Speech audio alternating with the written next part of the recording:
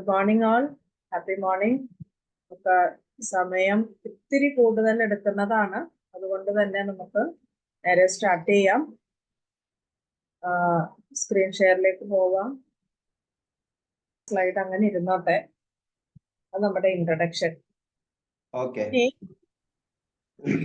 നമുക്ക് കുറച്ച് സ്ലൈഡിൽ മുന്നോട്ട് പോകുമ്പോൾ വരുന്ന കാര്യങ്ങൾ പക്ഷെ ഇൻട്രൊഡക്ഷൻ ആയിട്ട് പറയാൻ ആഗ്രഹിക്കുകയാണ്.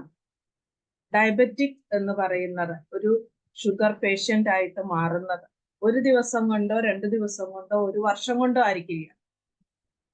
നമുക്ക് ഡയബറ്റീസ് എന്താണെന്ന് ചോദിച്ചാൽ ഇൻസുലിൻ റെസിസ്റ്റന്റ് കൂടിയിരിക്കുക, അതായത് ശരീരത്തിൽ ഇൻസുലിൻ ഉണ്ട്, ഒന്നുകിൽ ഉൽപാദനം കുറവായിരിക്കും, അല്ലെങ്കിൽ ഇൻസുലിന്റെ കുറവ് മൂലം ആ ഗ്ലൂക്കോസ് ഉണ്ടാവുന്നതിനെ സെല്ലുകളിലേക്ക് എത്തിക്കാൻ പറ്റാതെ വരിക.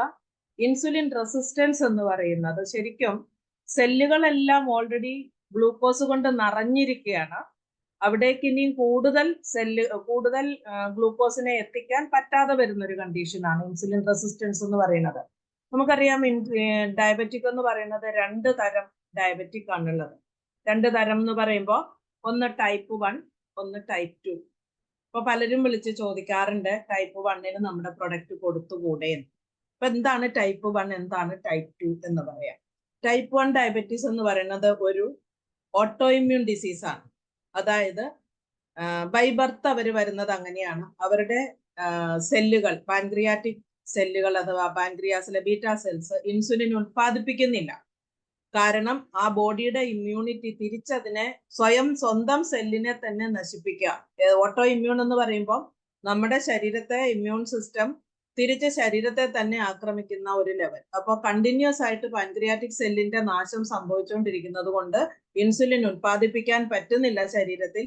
അപ്പൊ കഴിക്കുന്ന ഭക്ഷണം ദഹിക്കുന്നതിന് ഗ്ലൂക്കോസ് ആക്കി അതിനെ സെല്ലുകളിലേക്ക് എത്തിക്കുന്നതിന് കറക്റ്റ് ആയിട്ട് ഇൻസുലിൻ ആവശ്യമാണ്. അവർക്ക് നമ്മൾ പുറത്തുനിന്ന് ഇൻസുലിൻ കൊടുത്തേ മതിയാവും. അതാണ് ടൈപ്പ് 1 ഡയബറ്റീസ് എന്ന് പറയുന്നത്. അവർക്ക് ആഹാര നിയന്ത്രണത്തിലൂടെ നമുക്ക് മുന്നോട്ട് കൊണ്ടുപോകാൻ സാധിക്കുമോ എന്ന് ചോദിച്ചാൽ സാധിക്കും. അവർക്ക് പക്ഷെ മറ്റ് വൈറ്റമിൻസ്, മിനറൽസ് എല്ലാം വേണം. ഇപ്പൊ നമ്മുടെ PVMFO അവർക്ക് കൊടുക്കാം. ഷുഗർ കുറച്ച് നോർമൽ ആക്കാം എന്നൊരു ലെവലിൽ നമ്മൾ പ്രൊഡക്റ്റ് സജസ്റ്റ് ചെയ്യരുത്. ബട്ട് സജസ്റ്റ് ചെയ്യുന്നത് കൊണ്ട് ഒരു കുഴപ്പവുമില്ല. കഴിഞ്ഞ ക്ലാസ്സിൽ കപിൽ കപൂർ സാറ് പറഞ്ഞതാണ് ടൈപ്പ് 1കാർക്കും ഇത് കൊടുക്കാമെന്ന് സാറ് പറഞ്ഞു. പക്ഷെ അവിടെ ഡയബറ്റീസ് എന്നുള്ളൊരു കണ്ടീഷൻ റിവേഴ്സ് ചെയ്യപ്പെടും അല്ലെങ്കിൽ നല്ലപോലെ ബെറ്റർ ആവുമെന്ന് പറഞ്ഞിട്ടല്ല. പക്ഷെങ്കിൽ ഇതിലെ ഓരോ ഘടകങ്ങളും അവരുടെ ശരീരത്തിന് വളരെ അത്യാവശ്യമാണ്. ഒരു പക്ഷേ ഓട്ടോ ഇമ്മ്യൂണിറ്റി എന്ന് പറയുന്നത് ഒന്ന് കൺവേർട്ട് ചെയ്യാനും സാധ്യതയുണ്ട്. കൺസിസ്റ്റന്റ് ആയിട്ട് ഉപയോഗിച്ച് കഴിയുമ്പോൾ ശരീരം നല്ല റെസ്പോൺസ് കൊണ്ടുവന്നു കഴിഞ്ഞാൽ ചിലപ്പോൾ ആ കണ്ടീഷൻ മാറിയെന്ന് വരാം. പുതിയ സ്റ്റഡീസിന്റെ റിസൾട്ട് കാരണമാണ് സാർ അങ്ങനെ പറഞ്ഞത്. നമുക്ക് നമ്മുടെ കമ്പനിയുടെ റിസർച്ചേഴ്സ് കണ്ടിന്യൂ ചെയ്യുന്നുണ്ട്. അതിന്റെ ഒരു ഭാഗമായിട്ടാണ് സാർ അത് പറഞ്ഞിരിക്കുന്നത്. ഇപ്പൊ ടൈപ്പ് 2 ഡയബറ്റീസ് എന്ന് പറയുന്നത് അതൊരു ഡയറ്ററി ഡിസീസ് ആണ്. ആഹാരം കഴിച്ചുണ്ടാകുന്ന ഒരു അസുഖം. ടൈപ്പ് 1 ആഹാരം കഴിച്ചിട്ടല്ല, ഇൻസുലിൻ ഇല്ലാത്തത് കൊണ്ട്. ഇവിടെ ഇൻസുലിൻ ഉണ്ട്, ഇൻസുലിൻ ഉൽപ്പാദിപ്പിക്കുന്നുണ്ട്. പക്ഷെ ഇൻസുലിന്റെ ജോലി ചെയ്യാൻ പറ്റാത്ത വിധം നമ്മൾ കഴിച്ച ആഹാരത്തിലെ ഗ്ലൂക്കോസ് സെല്ലിനകത്ത് നിറച്ചിട്ടുണ്ട്. സെല്ലിനകത്ത് സ്പേസ് ഇല്ലാതെ. ഇൻസുലിൻ എന്ന് പറയുമ്പോൾ അതൊരു താക്കോലാണ്, ഓരോ സെല്ലും ഓപ്പൺ ചെയ്യാനുള്ള ഒരു താക്കോലാണ്. ഗ്ലൂക്കോസിനെ ചെറുകുടലിൽ നിന്ന് എടുത്ത് കൊണ്ടുപോയി അത് രക്തത്തിലൂടെ ഒഴുകി ഓരോ സെല്ലുകളിൽ എത്തിക്കുക എന്നുള്ളതാണ് ഇൻസുലിന്റെ പണി. അങ്ങനെയാണ് ബ്ലഡിലെ ഗ്ലൂക്കോസ് കുറയുന്നത്. അപ്പൊ ഇങ്ങനെ 2 ടൈപ്പ് ഡയബറ്റീസ് ആണ് നമ്മൾ മാനേജ് ചെയ്യുന്നത്. നമ്മുടെ ബ്ലഡിലെ അസുഖമാണ് ഡയബറ്റീസ്. കഴിഞ്ഞ ക്ലാസ്സിൽ ഞാൻ പറഞ്ഞു ഡയബറ്റീസ് എന്ന് കേട്ടാൽ ആർക്കും ഭയമില്ല, ക്യാൻസർ എന്ന് കേട്ടാൽ എല്ലാവർക്കും ഭയമാണ്. എന്നാൽ ക്യാൻസറിനേക്കാൾ മാരകമാണ് ഡയബറ്റീസ്. അത് മനസ്സിലാക്കണം. കാരണം ബ്ലഡിലെ അസുഖമാണ്. ബ്ലഡ് ശരീരത്തിന്റെ എല്ലാ ഭാഗത്തും ഒഴുകിയെത്തുന്നുണ്ട്. ബ്ലഡ് ഇല്ലാതെ നമ്മൾ കഴിക്കുന്ന ആഹാരത്തിലെ പോഷക സാധനങ്ങൾ ഒന്നും തന്നെ നമ്മുടെ സെല്ലുകളിലേക്ക് എത്തില്ല, നമ്മുടെ ഹെൽത്ത് മെയിൻറ്റെയിൻഡ് ആവത്തില്ല. ഇനി ഗ്ലൂക്കോസിന്റെ മാനേജ്മെന്റ്. ശരീരത്തിൽ നമ്മൾ കഴിച്ച ഭക്ഷണം ദഹിച്ച് ഗ്ലൂക്കോസ് ആക്കി മാറ്റിയിട്ട് അതിൽ 80% ഗ്ലൂക്കോസും സ്റ്റോർ ചെയ്യുന്നത് നമ്മുടെ മസിലുകളിലാണ്. അതുപോലെ 20% നോർമലി ലിവറിൽ സ്റ്റോർ ചെയ്യേണ്ടത്. എന്തിനാണ് ലിവറിൽ സ്റ്റോർ ചെയ്യുന്നത്? ആ ലിവറിൽ സ്റ്റോർ ചെയ്ത് വെച്ച ഗ്ലൂക്കോസിനെ ശരീരം, നമ്മൾ ഫാസ്റ്റിംഗ് എടുക്കുന്നു, അല്ലെങ്കിൽ നമ്മൾ ആഹാരം സമയത്തിന് കഴിക്കാൻ പറ്റാതെ വരുന്നു. അപ്പൊ നമ്മളുടെ ബ്രെയിൻ സെല്ലുകളാണ് ഏറ്റവും ഇമ്പോർട്ടന്റ് ആയിട്ടുള്ളത്. ഒരു ഫ്രാക്ഷൻ ഓഫ് സെക്കൻഡ് പോലും ഗ്ലൂക്കോസ് ഇല്ലാതെ ജീവിക്കാൻ പറ്റാത്ത സെല്ലുകളാണ് നമ്മുടെ ബ്രെയിൻ സെല്ലുകൾ. അപ്പോ നമ്മൾ ആഹാരം കഴിച്ചിട്ടില്ല എന്നുള്ള ഒരു കാരണത്താൽ ബ്രെയിനിന് ഡാമേജോ ബ്രെയിനിന്റെ ഹെൽത്തിനോ ഒരു കോട്ടം തട്ടാതെ, അതുപോലെ ഇമ്പോർട്ടന്റ് ആയിട്ടുള്ള വൈറ്റൽ ഓർഗൻസിലേക്ക്, ശരീരത്തിന്റെ ജീവൻ നിലനിർത്താൻ അത്യാവശ്യം വേണ്ടുന്ന ഓർഗൻസുകളിലേക്കൊക്കെ ഏറ്റവും ഇമ്പോർട്ടന്റ് ബ്രെയിൻ തന്നെയാണ്. ഗ്ലൂക്കോസിനെ എത്തിക്കണം. പക്ഷെ നമ്മൾ കഴിച്ചിട്ടില്ല, അതുകൊണ്ട് തന്നെ ഗ്ലൂക്കോസ് അവിടെ ഉണ്ടായിട്ടില്ല. പക്ഷെ എവിടുന്ന് ഗ്ലൂക്കോസ് കിട്ടും? അപ്പോഴാണ് നമ്മളുടെ ലിവറിൽ സ്റ്റോർ ചെയ്ത് വെച്ചിരിക്കുന്ന ഗ്ലൂക്കോസിനെ തിരിച്ച് ഫാറ്റായിട്ടാണ് അവിടെ സ്റ്റോർ ചെയ്തിരിക്കുന്നത്. അവിടുന്ന് അതിനെ കൺവേർട്ട് ചെയ്യാൻ ഗ്ലൂക്കഗോൺ എന്ന് പറയുന്ന ഒരു ഹോർമോൺ പാൻക്രിയാസിൽ നിന്നുണ്ടാകും. അത് ആ ഗ്ലൂക്കഗോൺ ആണ് ലിവറിൽ സ്റ്റോർ ചെയ്ത് വെച്ചിരിക്കുന്ന ഷുഗറിനെ സ്റ്റോർ ചെയ്ത് വെച്ചിരിക്കുന്ന ഫാറ്റിനെ കൺവേർട്ട് ചെയ്ത് ഷുഗറാക്കി ബ്ലഡിൽ എത്തിച്ച് ബ്രെയിനിൽ എത്തിച്ച് അതിന്റെ കറക്റ്റ് ഫങ്ഷൻ നടത്തുന്നില്ല എന്നുണ്ടെങ്കിൽ ഭക്ഷണം താമസിച്ചാൽ ഒരുപാട് പേര് തലകറങ്ങി താഴെ വീഴും. അതുപോലെ ബ്രെയിൻ ഫങ്ഷൻ ഡാമേജ് ആകും. ഇതാണ് മെയിൻ ആയിട്ട് എനിക്ക് ഇൻസുലിൻ അല്ലെ ഡയബറ്റീസ്, ഇൻസുലിൻ, ഇതിനെ പറ്റിയൊക്കെ പറയാനുള്ളത്. കൂടുതലുണ്ട്, കൂടുതൽ പറഞ്ഞ് നമ്മൾ സമയം കളഞ്ഞിട്ട് കാര്യമില്ല. സയൻസിനേക്കാൾ ഉപരി നമ്മളുടെ പ്രാക്ടിക്കൽ ആയിട്ട് നമ്മൾ ഓർത്തു വെച്ചിരിക്കേണ്ട കുറേ കാര്യങ്ങളുണ്ട്. ആ പ്രാക്ടിക്കൽ ആയിട്ടുള്ള കാര്യങ്ങൾ ആൾക്കാർക്ക് സയൻസ് അല്ല, ആൾക്കാർക്ക് വേണ്ടുന്നത് ഈ പ്രൊഡക്റ്റ് കഴിച്ചാൽ അവർക്ക് എന്ത് ബെനിഫിറ്റ് കിട്ടും, അതാണ് നമ്മൾ പറഞ്ഞു കൊടുക്കേണ്ടത്. അപ്പൊ ഇതിനകത്ത് നമ്മുടെ പാക്കിനെ ഒന്ന് പഠിക്കാം. ടാബ്ലറ്റ് ഫോം ഉണ്ട്, അതിന്റെ കൂട്ടത്തിൽ ഒരു പൗഡർ ഫോം ഉണ്ട്. ടാബ്ലറ്റ് 30 ടാബ്ലറ്റിന്റെ ഒരു പാക്കറ്റാണ്, ഒരു ദിവസം 1 എന്ന കണക്കിലാണ്. അതുപോലെ തന്നെ ഒരു സ്കൂപ്പാണ് നമ്മൾ ഈ പൗഡർ ഫോമിലുള്ള പ്രോട്ടീൻ. അതിന്റെ കൂട്ടത്തിൽ എൻസൈംസ് ഉണ്ട്. ആവശ്യത്തിന് ഓരോന്നിന്റെയും ഫംഗ്ഷൻ പറയാം. ഇതൊരു കോംപ്രിഹെൻസീവ് ഹെൽത്ത് പാക്കാണ്. ഷുഗർ കുറയ്ക്കാൻ നമുക്ക് ടാബ്ലറ്റ് മാത്രം കൊടുത്താൽ മതി. ബട്ട് എന്തുകൊണ്ടാണ് പ്രോട്ടീൻ എന്ന് ചോദിച്ചാൽ, പ്രോട്ടീൻ കൊടുത്താലേ, മസിലിന്റെ ഫുഡാണ് പ്രോട്ടീൻ, പ്രോട്ടീൻ കൊടുത്താലേ മസിൽ ബിൽഡപ്പ് ആവുകയുള്ളൂ, റിപ്പയർ ആവുകയുള്ളൂ. മസിൽ ഉണ്ടെങ്കിൽ മാത്രമേ ഇൻസുലിന്റെ പണി നടക്കുകയുള്ളൂ. ഇതൊരു സർക്കിൾ പോലെ നടന്നുകൊണ്ടിരിക്കുന്ന കാര്യമാണ്. ഓക്കെ, ഇത് നമുക്ക് രണ്ടും കൂടെ 2600 രൂപ, 875 രൂപയാണ് നമ്മളുടെ ടാബ്ലറ്റിന്റെ പാക്കേജ്. അതിന്റെ DP പ്രൈസ് 700 രൂപയാണ്. അവിടെ ഒരു പാക്കറ്റ് നമ്മൾ സെയിൽ ചെയ്യുമ്പോൾ നമ്മുടെ ബിസിനസ്സിൽ കിട്ടുന്ന വോളിയം പ്ലസ് റീറ്റെയിൽ മാർജിൻ കയ്യിൽ കിട്ടുന്നു, വോളിയം ബിസിനസ്സിൽ ആഡ് ചെയ്യപ്പെടുന്നു. അതുപോലെ 1800 രൂപയാണ് ന്യൂട്രിചാർജ് ഗ്ലൈസം പ്രോഡക്റ്റിന്റെ MRP. അവിടെയും നമുക്ക് റീറ്റെയിൽ മാർജിൻ കയ്യിൽ കിട്ടുന്നു. 1080ഓളം പർച്ചേസ് വോളിയം നമ്മളുടെ അക്കൗണ്ടിലേക്ക് ആഡ് ചെയ്യപ്പെടുന്നു. നല്ലൊരു ബിസിനസ് ക്രിയേറ്റ് ചെയ്യത്തക്ക ഒരു പാക്കറ്റ് ഇത് മാത്രം കോൺസെൻട്രേറ്റ് ചെയ്തു പോയാലും നമുക്ക് ബിസിനസ് നല്ല രീതിയിൽ മുന്നോട്ട് പോകാം. ബിസിനസിനേക്കാൾ ഉപരി ഒരുപാട് ആൾക്കാരെ നമുക്ക് സഹായിക്കാൻ പറ്റുന്ന ഒരു പ്രൊഡക്റ്റ് ആണ്. ഇപ്പൊ 2022 22 ഫെബ്രുവരിയിലാണ് ഞാൻ ആദ്യമായിട്ട് ഇതിന്റെ ഒരു ക്ലാസ് കേൾക്കുന്നത്. അപ്പോ കണക്കുകൾ വെച്ച് 4 വർഷം ബാക്കിലെ കണക്കുകൾ വെച്ച് 33% ആൾക്കാർ പ്രീ ഡയബറ്റിക് ഉണ്ടെന്നാണ് പറഞ്ഞിരുന്നത്. അത് ഏകദേശം 7 കോടി. അത് കഴിഞ്ഞ് തൊട്ടടുത്ത വർഷം അതിന്റെ പിന്നെടുത്ത ക്ലാസ്സുകളിൽ ഇതേ സ്ലൈഡുകൾ വെച്ചിട്ട് പിന്നെടുത്ത ക്ലാസ്സുകളിലെ ഏകദേശം 8 കോടി ആൾക്കാരാണ് പ്രീ ഡയബറ്റിക് എന്ന് പറഞ്ഞു. ആദ്യം 7.7 crore, പിന്നെ 8 കോടി. ഏറ്റവും ലേറ്റസ്റ്റ് ക്ലാസ്സിൽ കപിൽ കപൂർ സാർ പറഞ്ഞത് 21 കോടി മുതൽ 25 കോടി ആൾക്കാർ വരെയാണ് പ്രീ ഡയബറ്റിക് സ്റ്റേജിലുള്ളത്. അൺഅവെയർ ആണ്, അവർക്ക് അറിയില്ല. അപ്പൊ നമ്മളുടെ മാർക്കറ്റ് എന്ന് പറയുന്നത് വളരെ ചെറുതല്ല. വേണ്ടുന്നത് നമ്മൾ നന്നായിട്ട് ഇതിനെ ഒന്ന് അറിയുക, ആൾക്കാരിലേക്ക് എത്തിക്കുക എന്നുള്ളതാണ്. അതാണ് ഇതിനകത്ത് ബിസിനസ് പോയിന്റ് എന്ന് പറയുന്നത്. ബിസിനസ്സും പാലിലെ വെള്ളം പോലെ തന്നെ ബിസിനസ്സും നമ്മൾ മറ്റുള്ളവരെ സഹായിക്കുക എന്നുള്ള ഒരു കാര്യം കൂടെ അതിനകത്തുണ്ട്. അതിൽ ബിസിനസ് പിന്നെ അത് ഓട്ടോമാറ്റിക് ആയിട്ട് ആഡ് ചെയ്യപ്പെടേണ്ടതാണ്. ഫസ്റ്റ് ആൻഡ് ഫോർമോസ്റ്റ് എന്ന് പറയുന്നത് നമ്മളുടെ മുമ്പിൽ നിൽക്കുന്ന വ്യക്തിയെ നമുക്ക് ഈ ഒരു പ്രൊഡക്റ്റ് കൊണ്ട് എങ്ങനെ സഹായിക്കാം എന്നുള്ളതാണ്. ഓക്കെ, ഇത് നോക്കുക. പ്രീ ഡയബറ്റിക് സ്റ്റേജിലുള്ള ഒരാള് ശരിക്കും ഞാണിന്മേൽ കളിയാണ്. എങ്ങോട്ട് വേണേലും വീഴാം, സേഫ് ആയിട്ട് നിൽക്കാം. ഈ ഒരു പടം അപകടം എന്തുമാത്രം വലുതാണെന്നുള്ളൊരു സൂചനയാണ് കൊടുക്കുന്നത്. വളരെ ഡേഞ്ചറസ് ആയിട്ടുള്ള ഒരു സിറ്റുവേഷൻ ആണ് പ്രീ ഡയബറ്റീസ് എന്ന് പറയുന്നത്. യാദൃശ്ചികമായിട്ടാണ് ഒരാളെ പ്രീ ഡയബറ്റിക് എന്ന് കണ്ടുപിടിക്കപ്പെടുന്നത്. ഷുഗറിന്റെ ശരിക്കും പറഞ്ഞാൽ അവർക്ക് സിംറ്റംസ് പോലും അവർ ഐഡന്റിഫൈ ചെയ്തിട്ടുണ്ടാവില്ല, തിരിച്ചറിഞ്ഞിട്ടുണ്ടാവില്ല. ദാഹവും ക്ഷീണവും ഒക്കെ കാണും, പക്ഷെ അതിനൊക്കെ ഒരു റീസൺ കണ്ടുപിടിക്കും അവര്. ദാഹവും ക്ഷീണവും ഒക്കെ ഇന്ന് ഫുഡ് കഴിച്ചത് ശരിയായില്ല, അല്ലെ ഇന്ന് ഇന്നത് കഴിച്ചു, അല്ലെങ്കിൽ വെള്ളം കുടിച്ചത് ശരിയായില്ല. ഇത് ഗ്രാജുവലി പ്രീ ഡയബറ്റിക് സ്റ്റേജിൽ നിന്ന് വളരെ ഫാസ്റ്റ് ആയിട്ട് ഡയബറ്റിക് ആയി മാറാനായിട്ട് കാരണമാകും. പ്രീ ഡയബറ്റിക് സ്റ്റേജ് എന്ന് പറയുന്നത് വളരെ വേഗത്തിൽ സ്ലിപ്പ് ചെയ്ത് ഡയബറ്റിക് ആയിട്ട് മാറാനുള്ള ഒരു കണ്ടീഷനാണ്. പ്രീ ഡയബറ്റിക്കിൽ ഒരാളും ഒരുപാട് നാള് തുടരുന്നില്ല. ഇപ്പൊ ഇവിടെ ഈ പഴത്തൊലിയിൽ ചവിട്ടിയാൽ നോർമലി ഫുഡ് സ്റ്റെപ്പ് വെച്ച് മുന്നോട്ട് പോകുന്ന ആളിന്റെ സ്പീഡിലായിരിക്കില്ല ആ കാലുകൾ മുന്നോട്ട് പോവുക. അതിന് കുറച്ചും കൂടെ ആക്സിലറേഷൻ കിട്ടും, കുറച്ചും കൂടെ സ്പീഡ് കിട്ടും. അപ്പൊ ഡയബറ്റിക് ആകാനുള്ള പ്രീ ഡയബറ്റിക് സ്റ്റേജിൽ നിന്ന് ഡയബറ്റിക്കിലേക്ക് പോകുമ്പോൾ ഇതുപോലെയാണ് ആ മൂവ്മെന്റ് ഫാസ്റ്റ് ആകുന്നതെന്ന് കാണിക്കാൻ ഒരു പിക്ചറാണ്. പ്രീ ഡയബറ്റിക്സ് ആണ് എന്ന് പറയുമ്പോൾ അവർ ഓൾമോസ്റ്റ് ഡയബറ്റിക്കിന്റെ വക്കിലെത്തി നിൽക്കാന്ന് പറഞ്ഞു. നമ്മള് blood sugar level blood sugar അല്ല, യൂറിൻ ഷുഗർ പണ്ടൊക്കെ സ്ട്രിപ്പ് വെച്ചിട്ട് ചെയ്യും. അതുപോലെ തന്നെ ടെസ്റ്റ് ട്യൂബിൽ യൂറിൻ എടുത്തിട്ട് ചെയ്യും. അപ്പൊ ഈ ഒരു കളർ കോമ്പിനേഷൻ ആയിരുന്നു അവിടെ തന്നിരുന്നത്.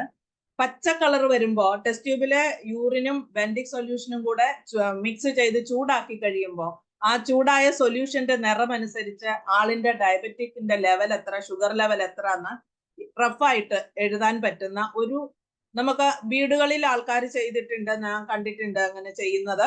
അവരെ പഠിപ്പിച്ചു വിടും.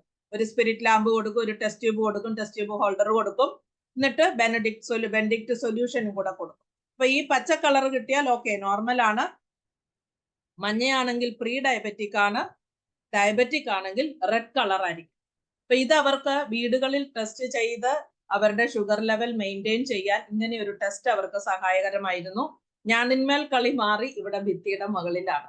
ശരിക്കും ഇതൊരു എന്താ പറയാ, സൗഹൃദ വാളാണ്, സൗഹൃദ ഭിത്തിയാണ്.